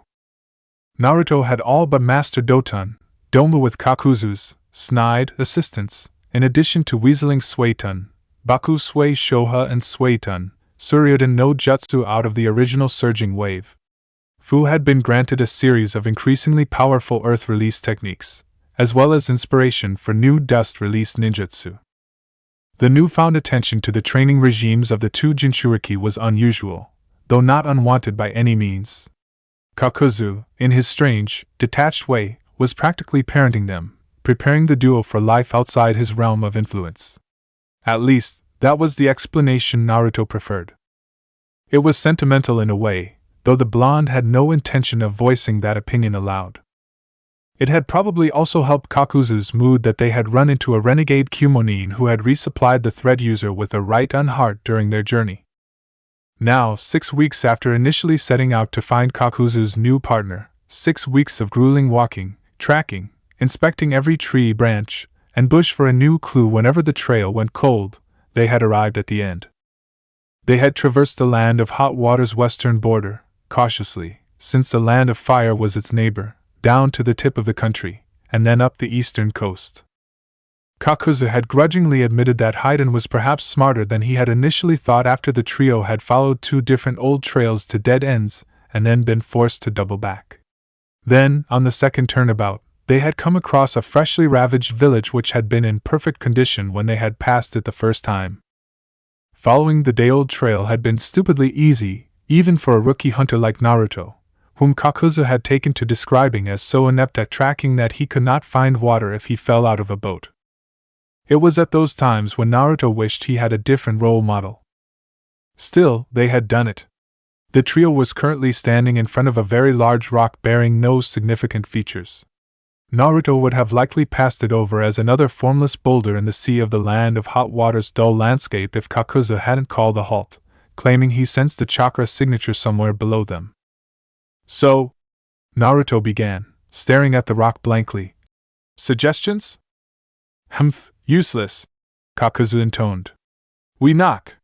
He rolled up the sleeve of his right arm, revealing the telltale darkening of the earth spear technique. With minimal effort, the mercenary punched the rock, breaking it into a plethora of smaller pieces and revealing a hole in the ground which the stone had been covering, a winding series of earthen steps leading into the abyss. A backdraft of foul chakra washed over them, causing the two jinchuriki to shudder and Kakuzu to peer into the darkness with hidden curiosity. The feel of the chakra was ancient, centuries old at least, and the ex-waterfall shinobi was intrigued as to its source. Naruto broke the silence that had overtaken the trio in the wake of the chakra. So who wants to go down the dark, creepy hole first? There is no need, Kakuzu informed him. Our host is coming out to greet his guests. He leapt backwards, putting some distance between himself and the hole. Fu and Naruto scrambled to follow as an obnoxiously loud voice started to become audible. Who the hell dares to intrude upon the entrance to Jashin-sama's temp? You again? I already told that plant fucker that I'm not interested in joining your shitty organization. Crass, Fu observed. Naruto nodded in agreement, analyzing Hidan's full profile while he stood in front of them instead of from the file's pictures. Silver hair was unchanged from the photos, looking too bright against pale skin. Wearing only a pair of maroon-colored pants and with bandages wrapped around his abdomen, his physique was well-defined, pointing towards a ninja more adept at taijutsu, though he seemed shorter than Naruto would have expected, especially with the size of the scythe clinging to his back. It was a dangerous-looking weapon, red with 3 wickedly curved blades, each of them decreasing in size and topped in a streak of silver. Bandages were wrapped around the handle, which ended in the thick coil of cable Naruto recognized from the pictures, carried in spools attached to Hidan's hip. Around the man's neck was a slashed hideate, the symbol of 3 diagonal lines, and a necklace, the pendant bearing a circumscribed triangle. Kakuzu also remained silent, though for a different reason. The source of the chakra was not Hidan, although there was a taint of it emanating from the silver-haired man. Just like with the Uzumaki clan, he found himself busy racking his brain for the inkling of familiarity Hidan's words had triggered. Jashin, Jashin. The name sounded much more familiar than when the old woman in Yudikure had blundered it, though not enough to recall anything substantial. Shaking it off as something that would come to him in time, Kakuzu stated, "Our leader asks that you reconsider. He believes that your views coincide with Akatsuki's and that you will be a great asset to the organization." "Hell no," was the immediate response. Purple eyes narrowed in gleeful delirium. "And since you heathens can't seem to understand that, it looks like I'll have to teach you a lesson." He grasped the handle of the scythe and brought it forward, twirling it experimentally with surprising deftness. Behind Kakuzu, Fu tensed. The mercenary immediately hardened his skin in preparation for Hidan's assault, but Naruto stepped forward and cracked his knuckles. "Don't bother, Kakuzu," he advised, unusually serious. "I want him." "You stupid brat," Kakuzu groused. "He is an S-class level shinobi. Your skills are nowhere near his." Naruto rushed forward to meet the charging Hidan, completely ignoring his teacher. "Fine. Let the consequences of your foolhardiness rest on your shoulders alone." Kakuzu rubbed his forehead in a vain attempt to dispel the headache his blonde student tended to cause. "This will be tedious." Naruto didn't respond, though whether that was because he chose not to or he couldn't hear his mentor was up for debate. He fired a quick Suiton, Mizurapa at his advancing opponent, but Hidan used his scythe as a shield to block most of the stream. Despite the slight loss in momentum, the former Yunin was on top of Naruto in a matter of seconds, swinging his scythe with reckless abandon. Naruto ducked the weapon and tried a sweep kick, but the silver-haired man jumped back and brought the scythe down again, laughing all the while. In an unfavorable position, Naruto was forced to activate the Earth Spear technique, batting the large weapon skyward with an earth-reinforced arm. He dropped the defensive ninjutsu and began signing for the Whirlwind Fist.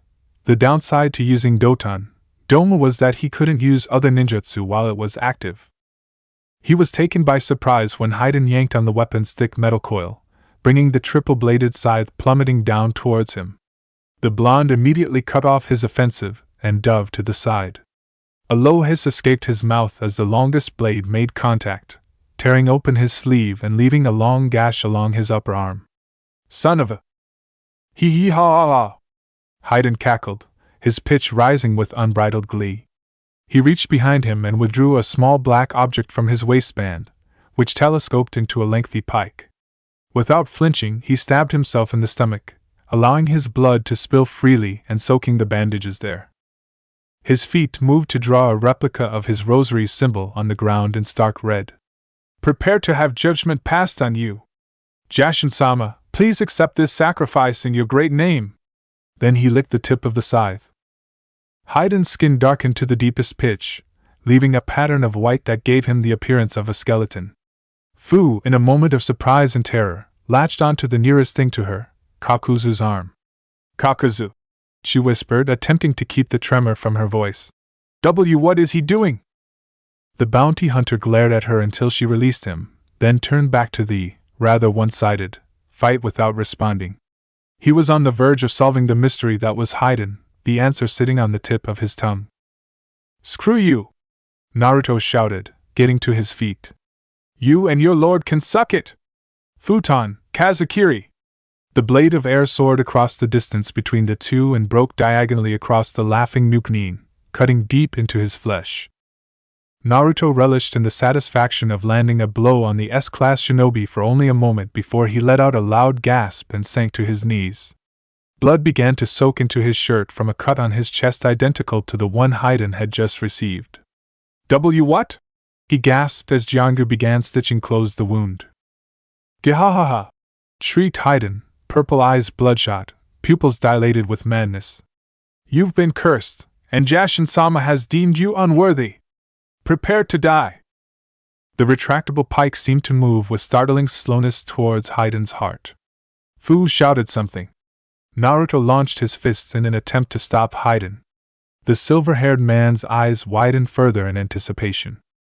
Kakuzu drowned out all of that, focusing all of his thoughts inward. Jashin, a triangle within a circle, sacrifice. Green eyes snapped open as the pike dug through flesh and Naruto clutched his chest, gaping like a landed fish. The god of destruction, he muttered, the name finally striking a familiar chord. Kakuzu, do something! Fu shrieked. The mercenary paid her no mind, choosing instead to focus upon Hidan. Jashinism was an ancient religion, something he had once read about long ago from a scroll crinkled with age. Even then, Jashinists were a secretive lot, practically a cult, and the information he had obtained was minimal.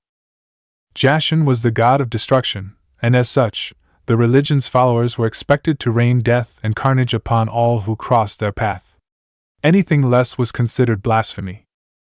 Of course, none of that explained either the curse or the ritual that Hidan seemed so very proud of, but then again, Kakuzu was half impressed that he had remembered that much about the religion. Jashinism had been considered an extinct religion even during the mercenaries' heyday. The stupid brat brought this upon himself, he said at last. The pain is amazing. Hidan practically purred. Who's next, Jashin-sama? The masked asshole, or the little girl? And neither. Naruto! Fu cried. D-damn, muttered the blonde. There goes my safety net. He scratched his chest, mildly unnerved that he had just lost his Doton heart so quickly. Just gotta be more careful then. Let's go, round 2, he directed at Hidan. Hidan was, for the first time, absolutely speechless. He managed to find his tongue after a moment, wondering. Another immortal who can spread Jashin-sama's will for all eternity. Another immortal. Pain's words suddenly floated to Kakuzu's mind. You have a quality I believe he will find tempting. Quick as lightning, Kakuzu's hand shot out and closed around Naruto's mouth before the blonde could say anything stupid. The child's immortality. The word was still rather bitter on his tongue. Is an inheritance I granted him. He waited a moment for the meaning of his words to sink into Hidan's head. Despite the fact that Kakuzu didn't consider himself immortal, if such a trait attracted the shorter man to Akatsuki and ended their farce of a mission, he would play the part of the undying. You serve a deity who teaches you to embrace destruction, Kakuzu continued. Akatsuki's endgame is world domination, entire villages and countries wreathed in flames and ravaged in blood. Allying yourself with us would go a long way towards upholding your god's dogma, would it not? Hidan seemed to consider the taller ninja's words, the black and white pattern fading from his skin. All right, he agreed. I'll join your shitty organization. Working with another immortal should be interesting. Kakuzu allowed the reference to being immortal slide with growing ease. He retracted his hand from Naruto's mouth, and the blonde remained blissfully and surprisingly silent, and dug into the pocket of his cloak, coming out with the ring Pain had given him. Recalling the ceiling positions in the cavernous hideout, he tossed it to Hidan and said, Place that upon your left index finger. Almost immediately after the ring was put on, Pain's commanding monotone echoed in Kakuzu's mind. I see you were successful in your mission. The fool. Yes, Kakuzu replied smoothly, cutting across Hidan's half-confused, half-angry curse. Our leader, he assuaged the Jashinist.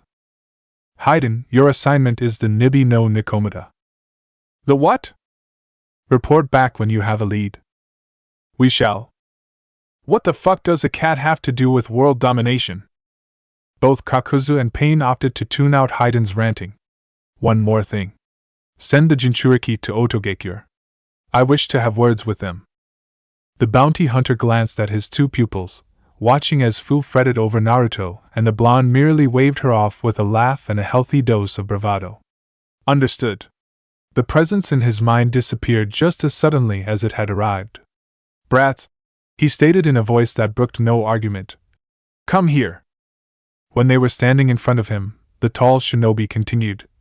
You have been summoned to Otogekure to meet with Pain. Naruto and Fu exchanged quick glances before the blonde nodded. All right. I guess we better go then. There was a long moment where the trio did nothing but stare at each other, kids against adult, as if trying to decipher something in the other's posture that belied what they wouldn't say.